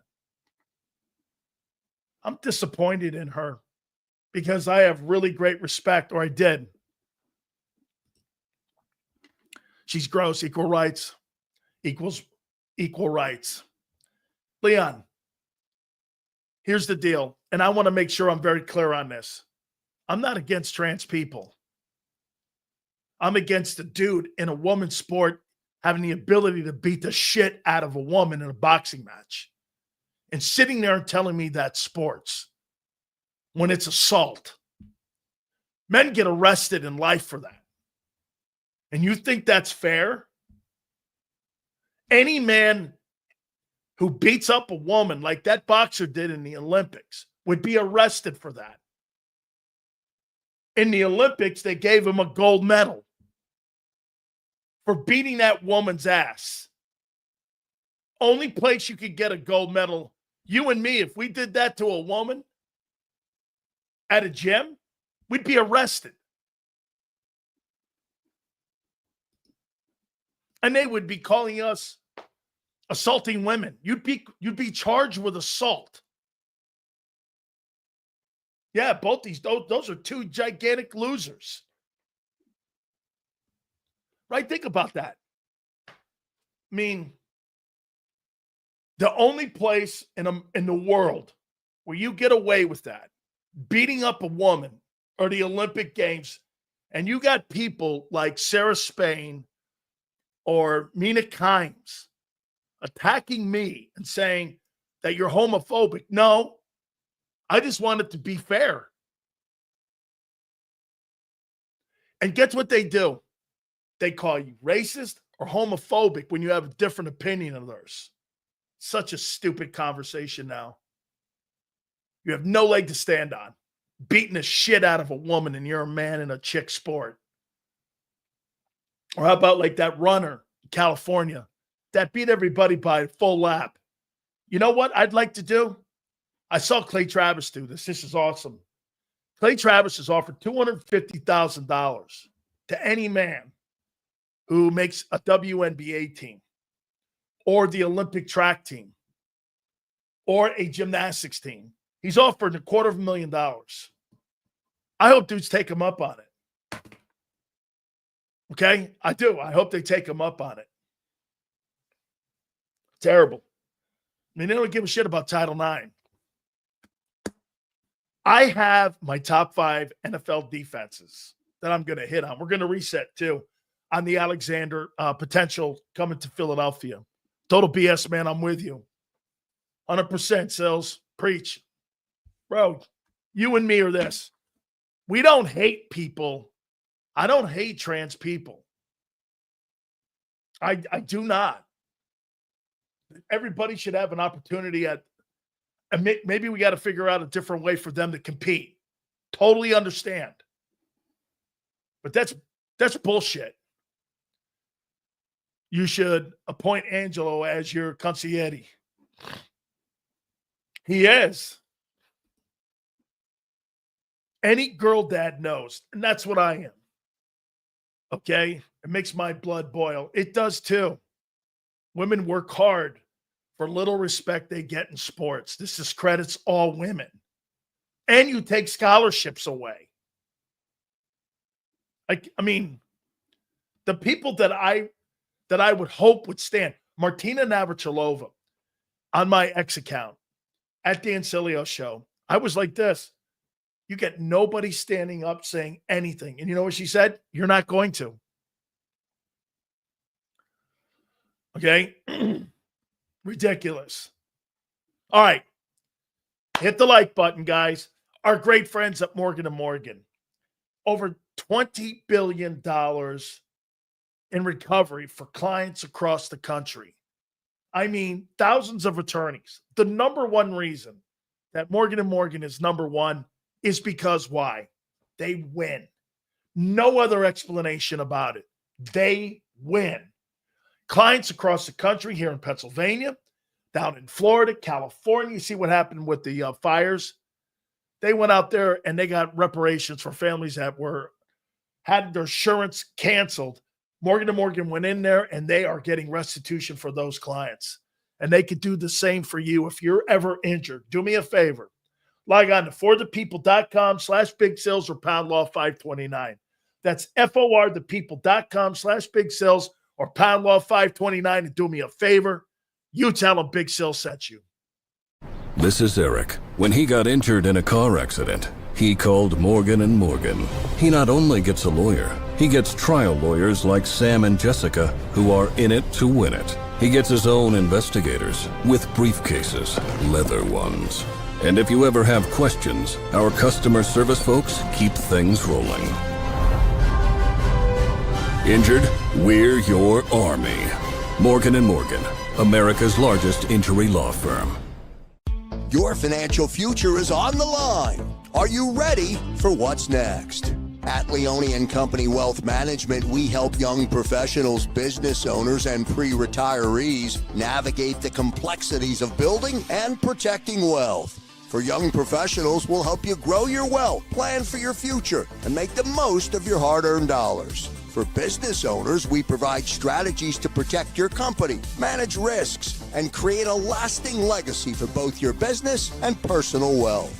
For pre-retirees, we'll design a plan to secure your retirement, ensuring you can live comfortably and confidently in your next chapter.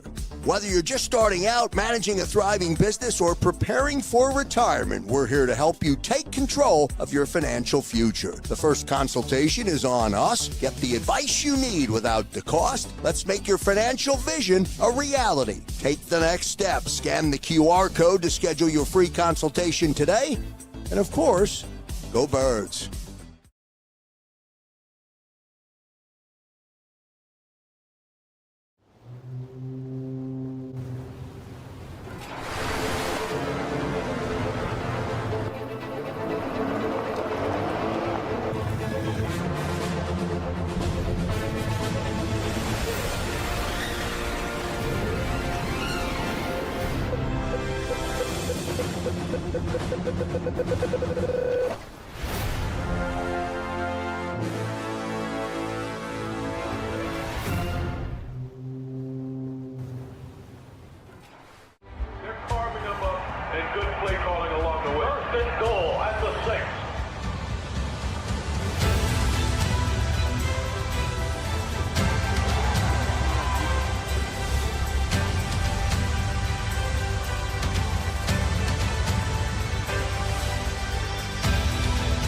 Field of life, First Trust Bank is there for you.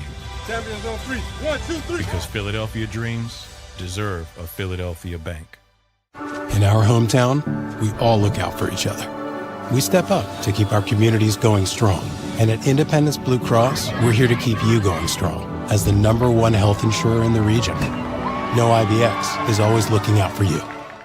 EAGLES, Eagles.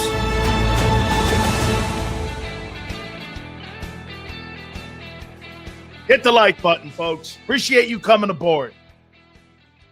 What do you think is the best Eagles draft pick of all time? Reggie White or Jalen Hurts? Best draft pick of all time in franchise history. Reggie White or Jalen Hurts?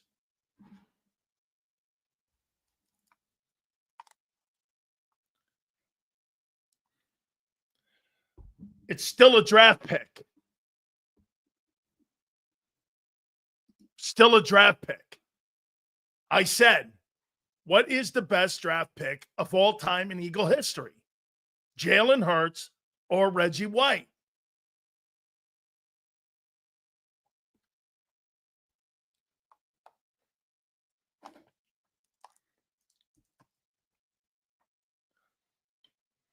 Okay?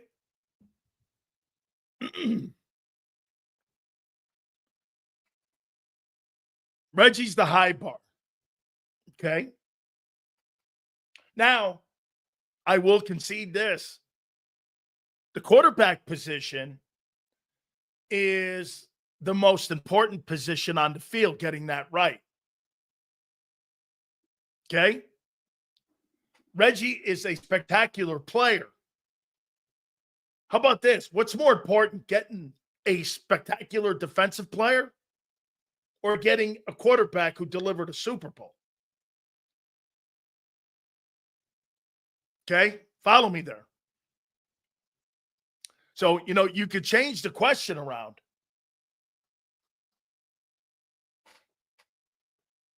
Okay, you got the quarterback that delivered the Super Bowl. So I'm going to tell you this. I think Jalen Hurts is a better draft pick than Reggie White because it had more impact. Because his position has more impact. I'm not telling you who's a better ball player. We all know who the better ball player is. I asked you a question. What was the best draft pick in Eagle history? I didn't ask you who was the best player drafted in Eagle history. You have to listen to the words. You can phrase it. Again, Yale, I do a sports talk show, Yale. Okay? What are you, John McMullen's cousin? I sit here and look at the player position. I'm not pissing on you. Yeah, we're all good, brother. Reggie's the best at what I'm talking about Hurts is the best draft pick that team has had. Okay? Because he delivered the Super Bowl from start to finish. Absolutely true. Reggie's the best player you ever drafted. There's no getting around that, and it's not close. Like, Jalen Hurts as a player next to Reggie is not even remotely close. Like, as great as Hurts could ever be, he'll never be that great. He'll never be that great. But because he's the quarterback, getting that position right, if you get that position right, that gives you a shot at getting a Super Bowl. If you get the defensive player right, that doesn't necessarily mean you're going to win a Super Bowl. You feel me? No. The question will be, will Jalen Carter be as good as Jerome? That I don't know. Like, is Jalen Carter as good as Jerome Brown right now when Jerome Brown is going into his third year? No. It's close. It's close, but no, he's not. Like, he needs to play the run a little bit better. Okay? That wasn't what I fucking said, dude. Who was the best draft pick in Eagle history? I didn't say the best NFL. Who was the best draft pick the Eagles have ever drafted? Listen to the question. I threw the question out.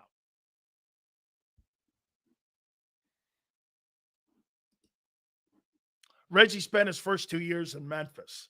Now, remember, I think that prepared him for the NFL. And remember what he did when he came into the NFL. Okay? When he came into the NFL, he was dominating right from day one. They couldn't block him. Come on, dude. Reggie would kill that guy. Reggie would kill Lane Johnson. There's no question. Dude, he picked up people like Larry Allen and threw him into people and would create. He's the best defensive lineman that's ever played. And Lane is great. Reggie was throwing Hall of Fame O-linemen around. It's no shade on Lane. I mean, it didn't matter who the tackle was. Hall of Famer, regular guy, Larry Allen. He was killing everybody. I think some of you, again, that are a little younger, you look at Lane, and rightfully so, you should support Lane. He's the greatest guard to ever play. Larry Allen is the greatest offensive lineman at guard to ever play the position. And it's almost significant. Him and John Hanna are the two greatest guards ever to play.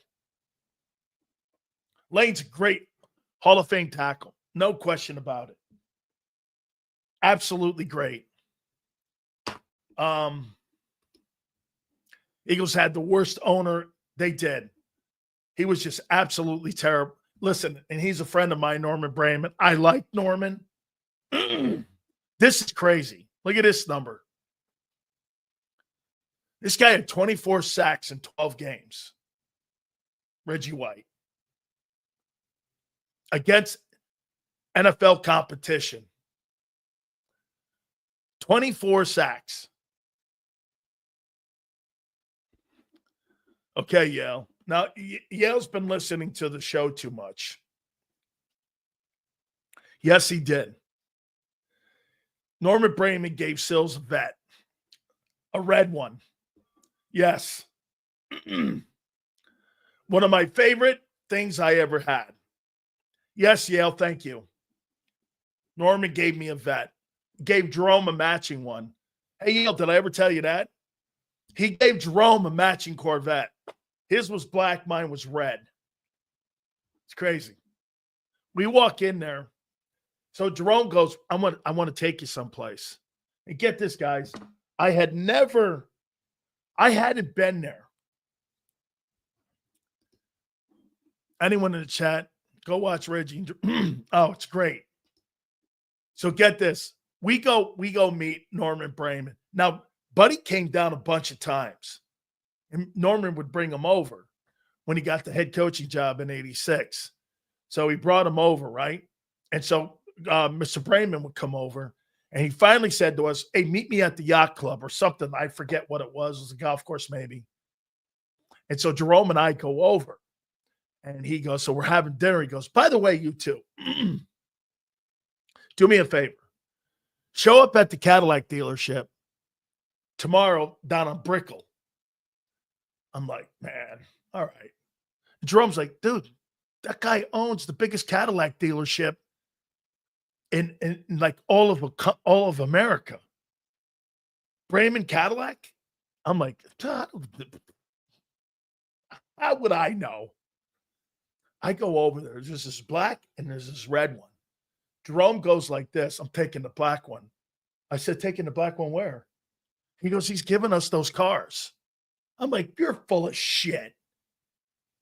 And he goes, no, they're giving us those cars. And I go, you're out of your mind. So I walk in. The dealer goes, all right, who wants which one? So I go, Drum goes, well, I'm the vet here. I'm taking the black one. So Sileo, you're taking the red one? I go, yeah. Sure enough, I get the red one. Of course, because the red one is higher insurance. I didn't know this. So I told some of you the story. I'm driving back to my house. I'm living in a house. I'm not at the dorms anymore. We get a house. This one alumni guy got Jerome and me and a couple other guys' homes. Xander, the guy Vespi, who shows up at your dad's remotes. So I'm staying at this house. I'm driving. And sure enough, there's Jimmy. He looks at me. He goes,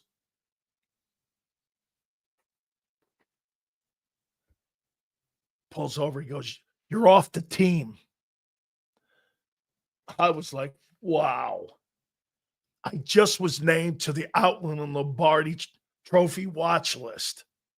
I'm like, holy shit. Jerome was on his way to Philly.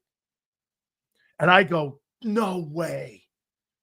So I'm laying in my dorm room. I'm like, what the fuck, man? I just got thrown off the. I go, please, Lord, don't let because I'll tell you this. I don't know what it is with me. Ever since I was a young kid and I say or do anything, everyone watches me. Yeah, Norman's still alive. They watch me in everything I do.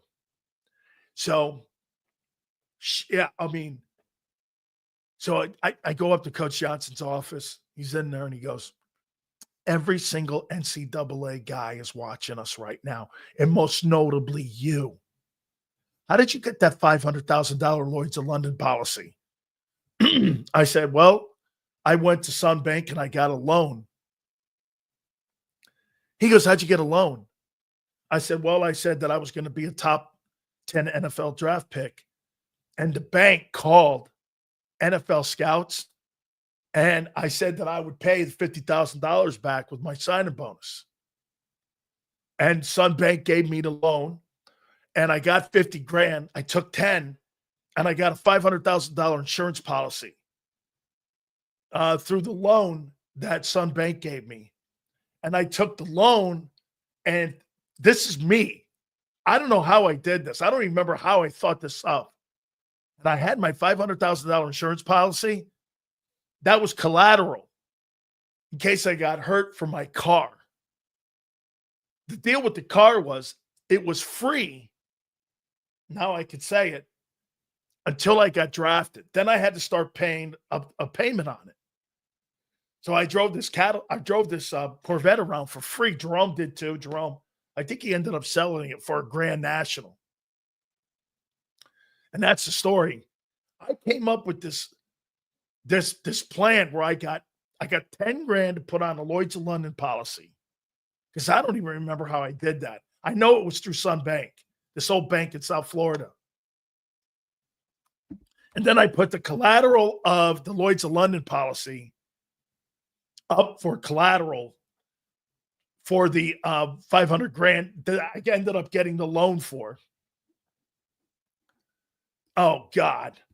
Today, if I were to get this, if I were to get drafted right now, if I got drafted, I showed you this. Listen to this. So here, follow me here on this one. If I were to get drafted today in the NFL, what do the third rounders, draft picks salaries? Let's see here. Player draft picks. Draft pick salaries. Draft picks, NFL draft picks.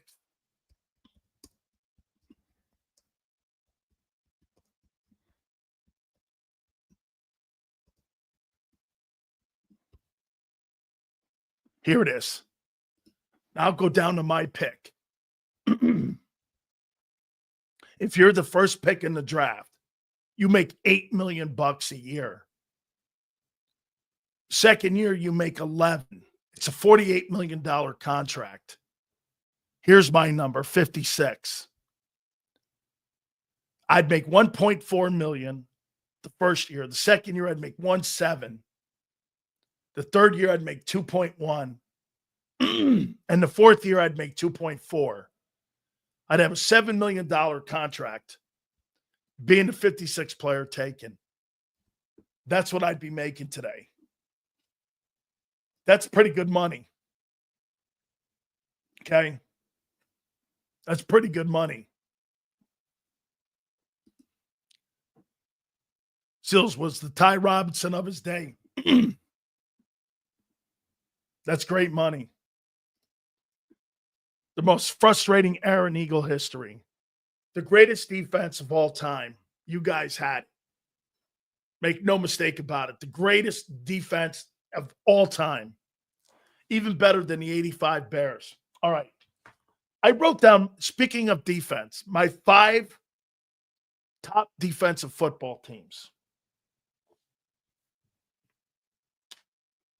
I'm going to start with 5. I've got the Lions here at number 5. They got that kid Williams in the draft. You put him on the other side of Aiden Hutchinson. I think their secondary, their safeties are great. I think the corners, again, I think they're getting better. Kid from Bama, I think, will be better. The Campbell kid can play.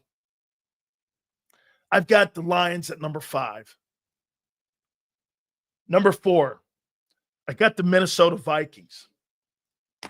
I'll tell you this. If I were him, I would think about joining the Minnesota Vikings and Brian Flores. I hope Brian Flores gets another chance at being an NFL head coach.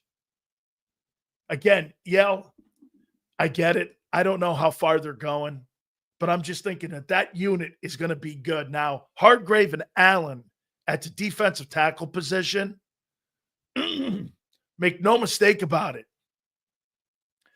They signed those guys because of the Eagles. Got to stop the run. There's no other way around it.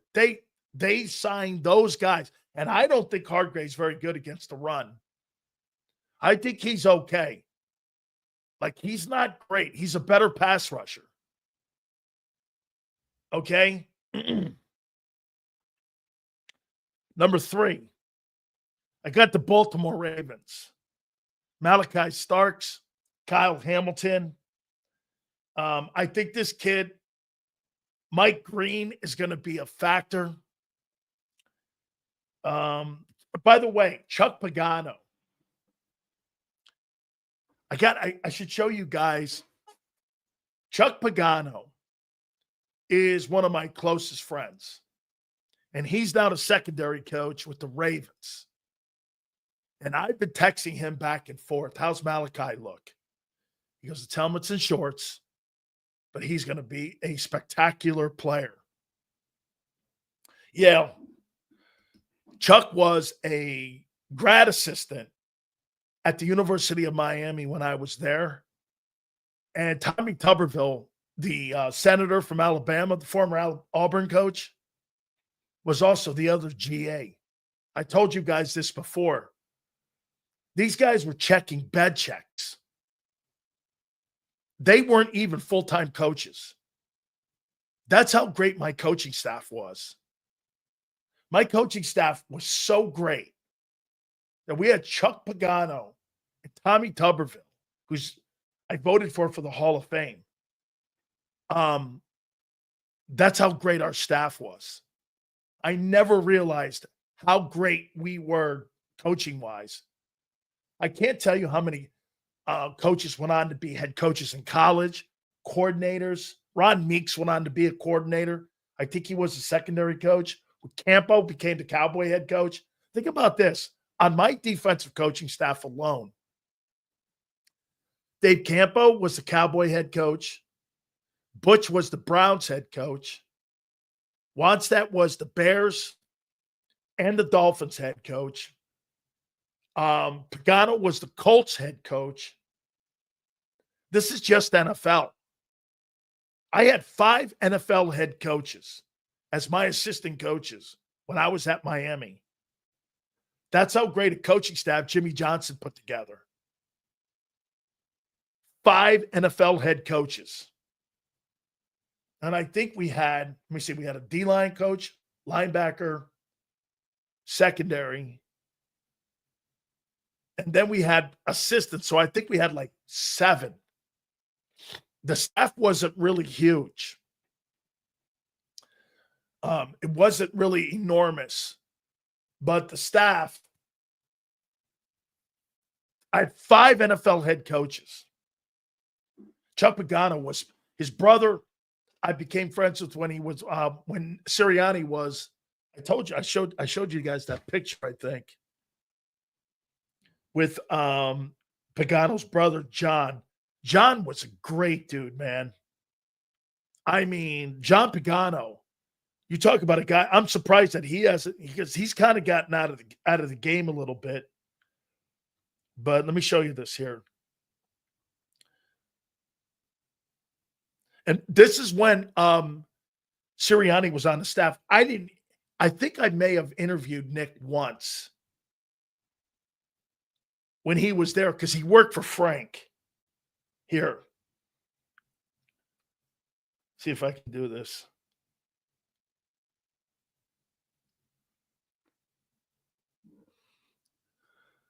The guy on the left is Tom Telesco. He used to be the Chargers and the He used to be the Charger general manager and the Raider general manager. And the guy on the far right is John Pagano. This is the same coaching staff that Nick Sirianni and Frank Reich were on, because Mike McCoy had hired them. And those two guys, again, I love those guys. And Chuck, obviously, was the coach with me out in Miami, at the University of Miami. So that's how I got to be friends with John. John Pagano's a great coach. I think Telesco is he's a consultant now. He'll get back in the game. He's a pretty good talent evaluator. Look what he did with the Chargers. Again, when you're working for the Spanoses, you got to remember, everything is nickel and dime when you're working for the Spanos family.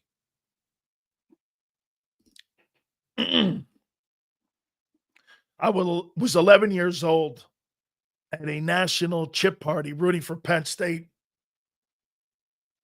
Erupted with that last pick.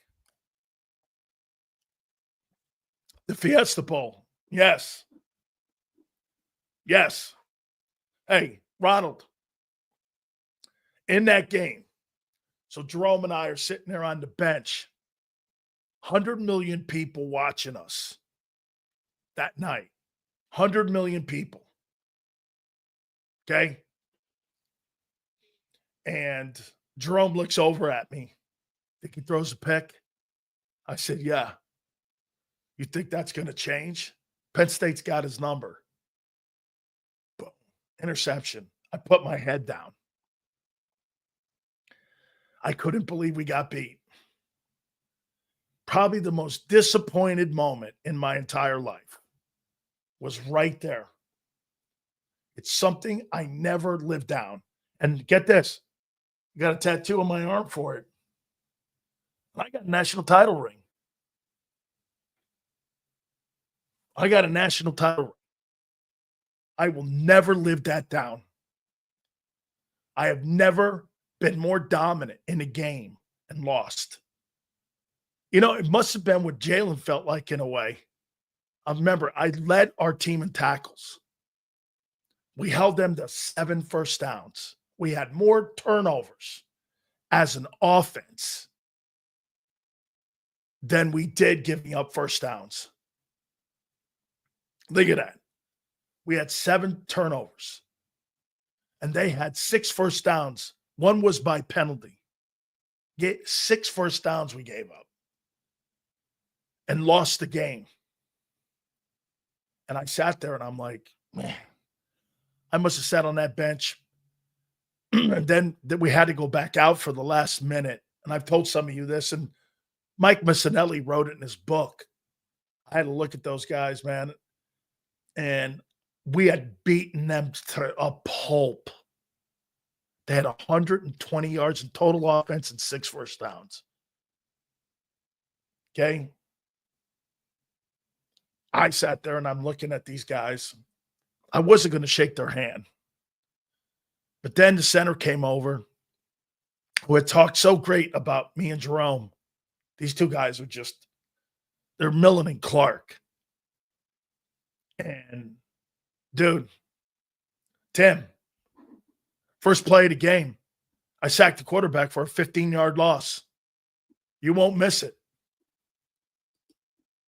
And so, first play of the game, 100 million people watching. I sacked the guy, first play, bam, crushed him. Not just sacked him, I crushed him. And, man, I shook their hands. I became friends with Steve Wisniewski. After that, walked off the field. I'm walking towards the locker room. Paterno came over, congratulated me. And I said, thanks, coach. I got in there, man. I don't want to talk to anybody. They wanted me to get in front of the mic. I said, fuck no, I'm not doing any of that. My aunt was there. And I just said, no way, man. I'm not. I don't want to. Because I would not be. I was a terrible loser. Okay. Miami tried to call Morgan to Morgan.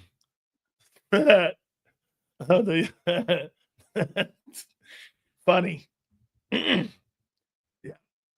So then I'm in the airport, January 3rd, my birthday, flying back. Joe Paterno's in there. I had to fly back on the same airplane with him. He said, sit next to me. He was in first class.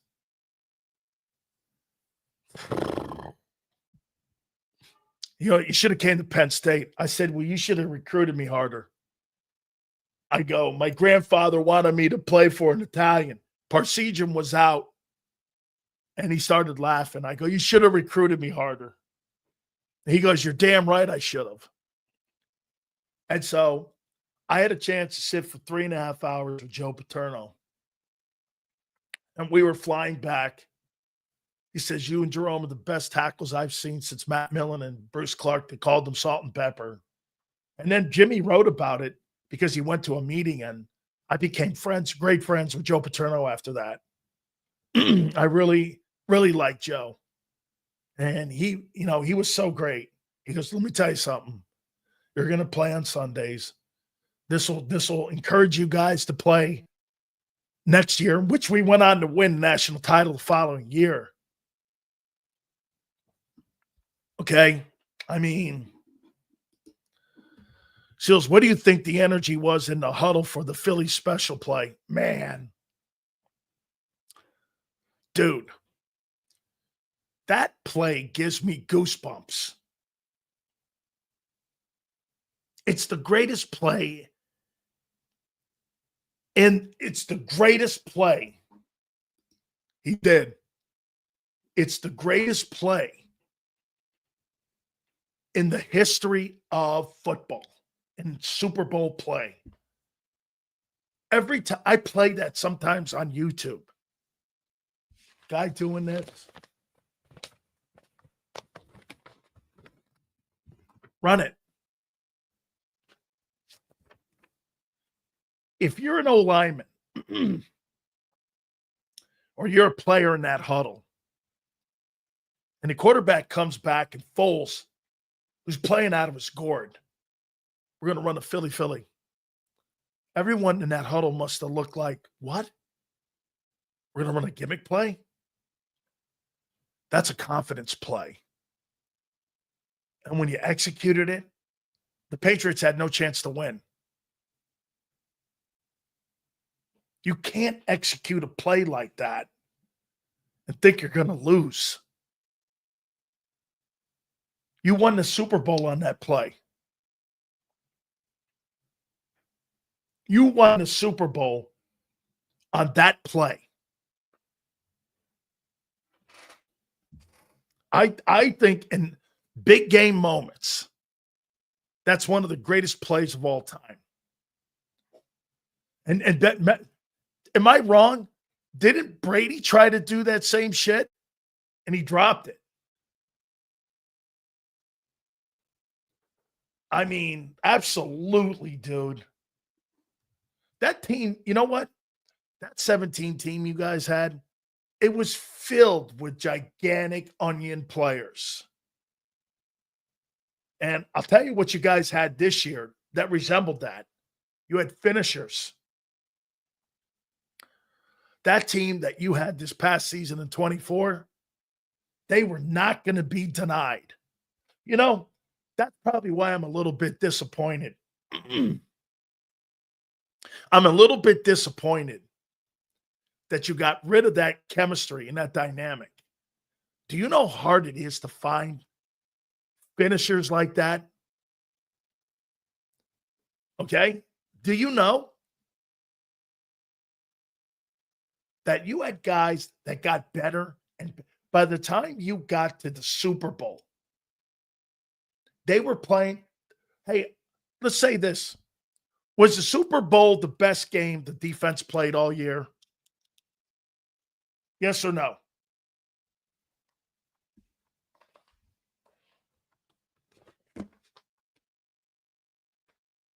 Was that the best the defense played all year?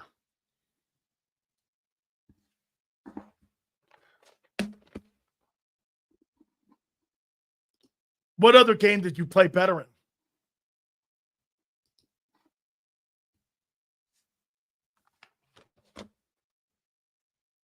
In 24, Was that not the best game that defense played? Patrick Mahomes didn't cross the 50 until the third quarter. That's what Xander told me.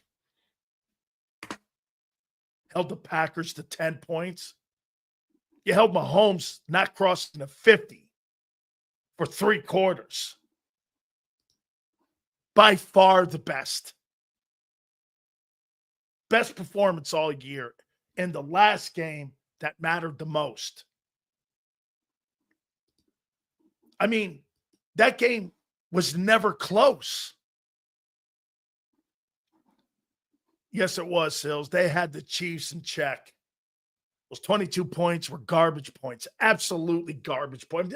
That thing was never in question. I have never seen a defensive performance like that where you just annihilated a generational player like that. Yeah, Seahawks were great. I think that was Denver. They beat the hell out of. Best defensive performance of all time in a Super Bowl for sure. I don't know about that. But that was the best they played that year. Dolphin teams had some great performances.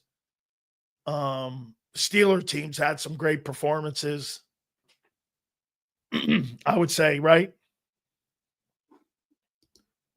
The defense will be better this year, Sills. Not happening. Not happening. Now, maybe next year. Yeah, yes, Chicago was great. Let's see here. Bucks versus the Raiders. That was another great performance. Okay. So when we started the program, I think we went an hour and a half about Jaire Alexander to the Eagles. Xander and I had a debate on it. And again, do I think this will happen? Most likely not. But one thing came out of it is that everything's off the books now, or I should say off the table when it comes to Howie doing business. Howie has done something that has changed my opinion of him. He does adjust. I'm not drafting a linebacker. Well, he did. I'm not giving a linebacker money. He did. I'm not signing a running back for big money. He did. All the things that were off the table organizationally, he changed his way of doing business. So that means to me, anything is on the table still. Could he trade for Trey Hendrickson still? More than likely not, but I don't believe there's anything in a conversation when it comes to that general manager that you should just say never. How about this one? Do you think they ever trade A.J. Brown?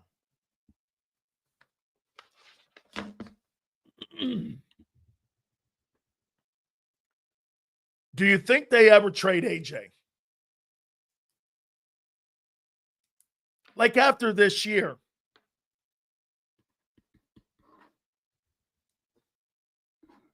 So Joseph thinks that A.J. Brown's going to retire. How many people believe Joseph that A.J. Brown's going to retire an Eagle?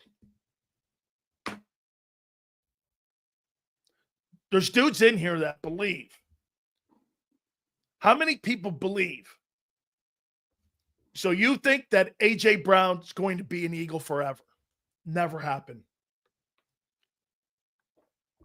Never happened. That's not happening. He may retire an Eagle? No way. No way. He'll be on 2 teams before he calls it a career. He's already been on 2 now.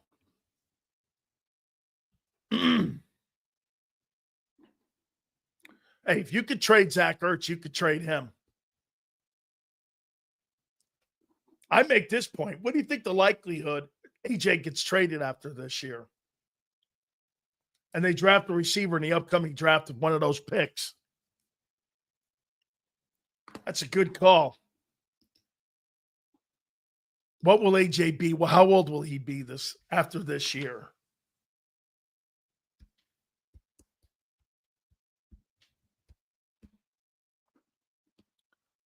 He's 27. He'll be 20. Okay, June 30th, he's 28. So the start of next season, he'll be 29 years old.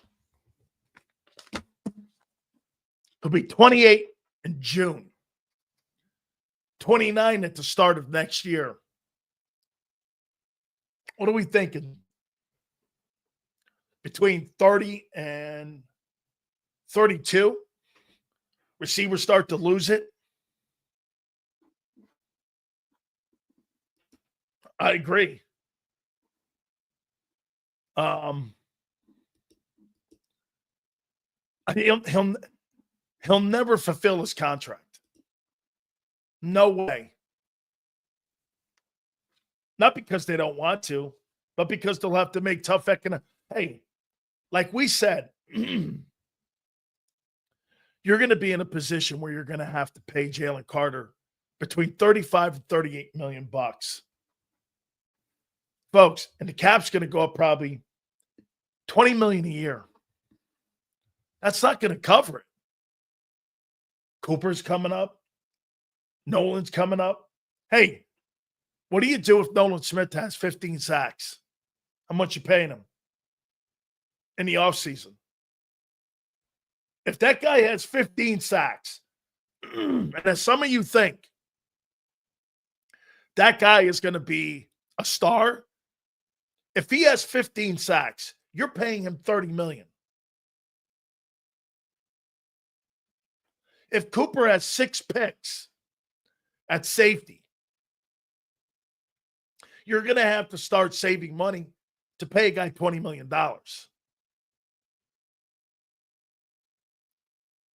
Does it get to a point where the defensive team, get this, look at what's going on in Kansas City. That's not an offensive run football team anymore. I know the quarterback is the guy, but the strength of that team in Kansas City is still the quarterback. But the best unit is the defensive side of the ball. I know you guys took them apart, but that's the best side of their football team. Why? Because that's the youngest side. They've been hitting on draft picks on that side of the ball. As you should. I mean, dude, if Nolan played, dude, then you're going to have an even tougher decision. What if Jordan Davis puts up 7 sacks and all of a sudden he starts to play on third down? You got him, you got Nolan, and you got Carter. Who's out?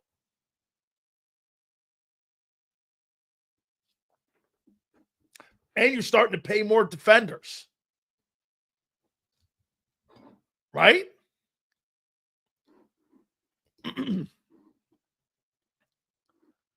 I believe it'll be more that AJ wanting out, vice versa. Hey, by the way, Kimberly, I mean, that may force Dallas Goedert, even if Dallas Goedert wants to stay, that may force his hand to do this. Well, you know, we want to keep him, but we can't because we got guys to pay on defense. I think this year is going to tell us a lot about the future and how they're looking with players they want to keep and go forward with. It is. This is the stuff you have when you hit on good players. Absolutely, Jim. Jim, when you're landing on good players and they're being productive, I'd say Lane's got 3 great years in him left. I don't think he's going anywhere. I think Lane can play until he's 37, 38 and be productive. 37, 38.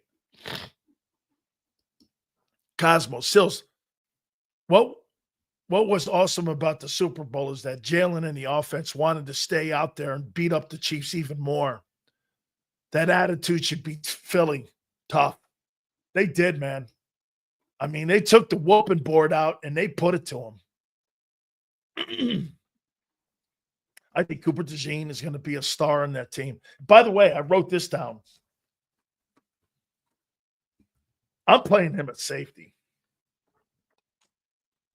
And I'm going to try to turn him into Ed Reed. Put him at safety.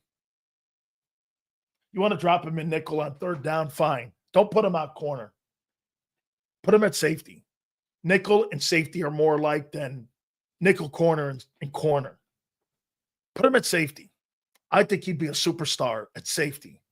You could rival him with Kyle Hamilton if you put him at the safety spot. I would put him out there.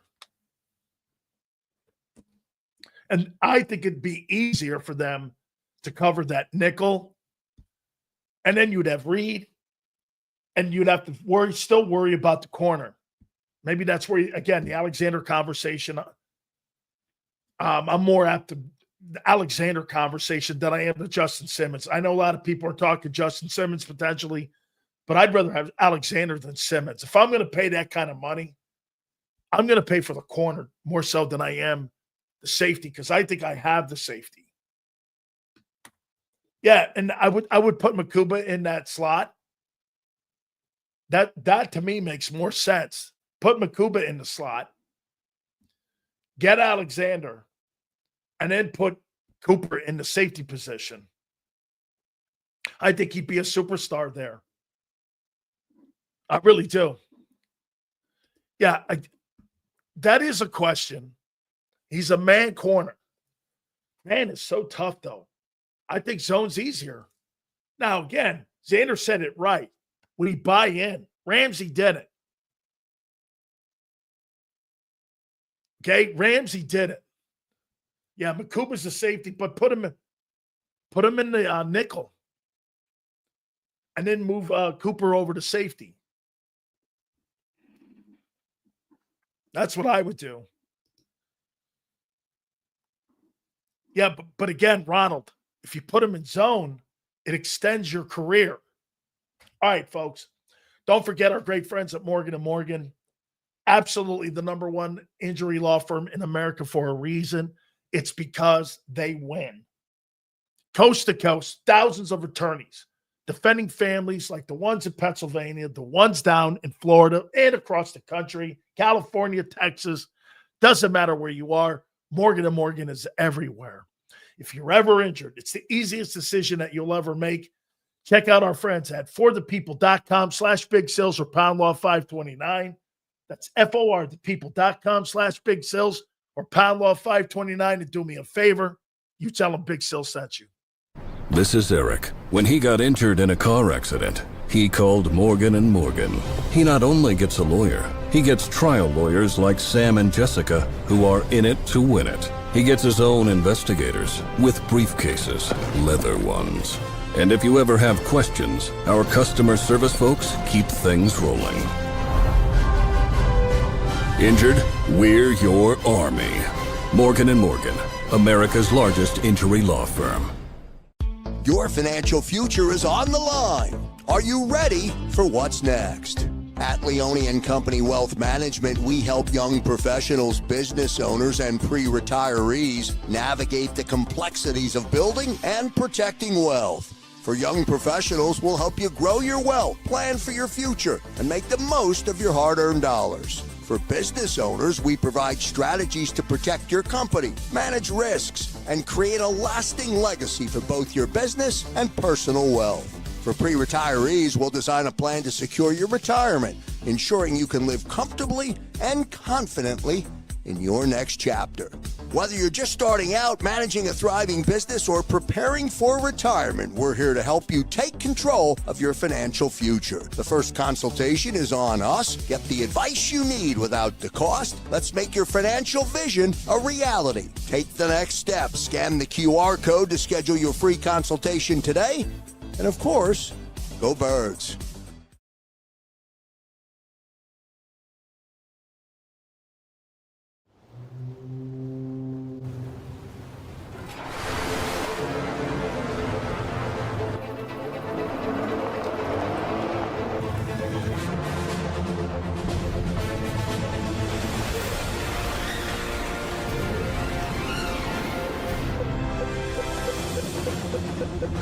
They're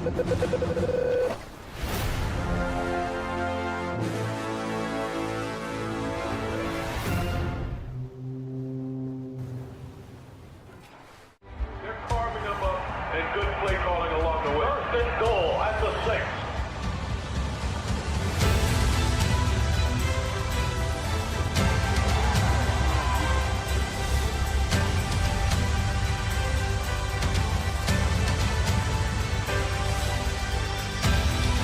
On the field of life, First Trust Bank is there for you Champions on 3. 1, 2, 3. because Philadelphia dreams deserve a Philadelphia bank. In our hometown, we all look out for each other. We step up to keep our communities going strong. And at Independence Blue Cross, we're here to keep you going strong as the #1 health insurer in the region. No IBX is always looking out for you. EAGLES. Eagles.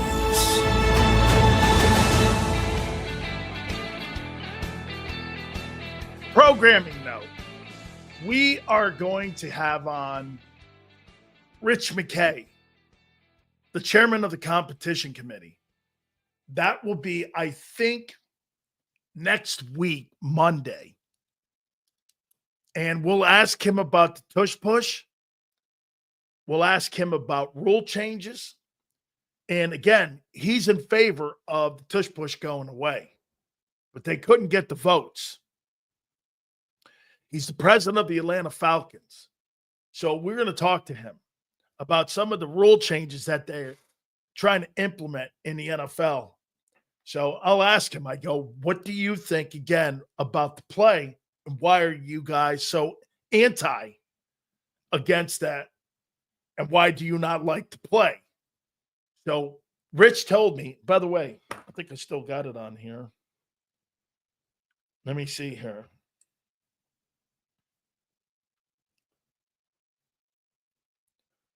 Yeah, here's Rich McKay here. See what he says? Give me 2 weeks. So this week and next, we're going to get the prep. We've had him on before. So we're going to ask him.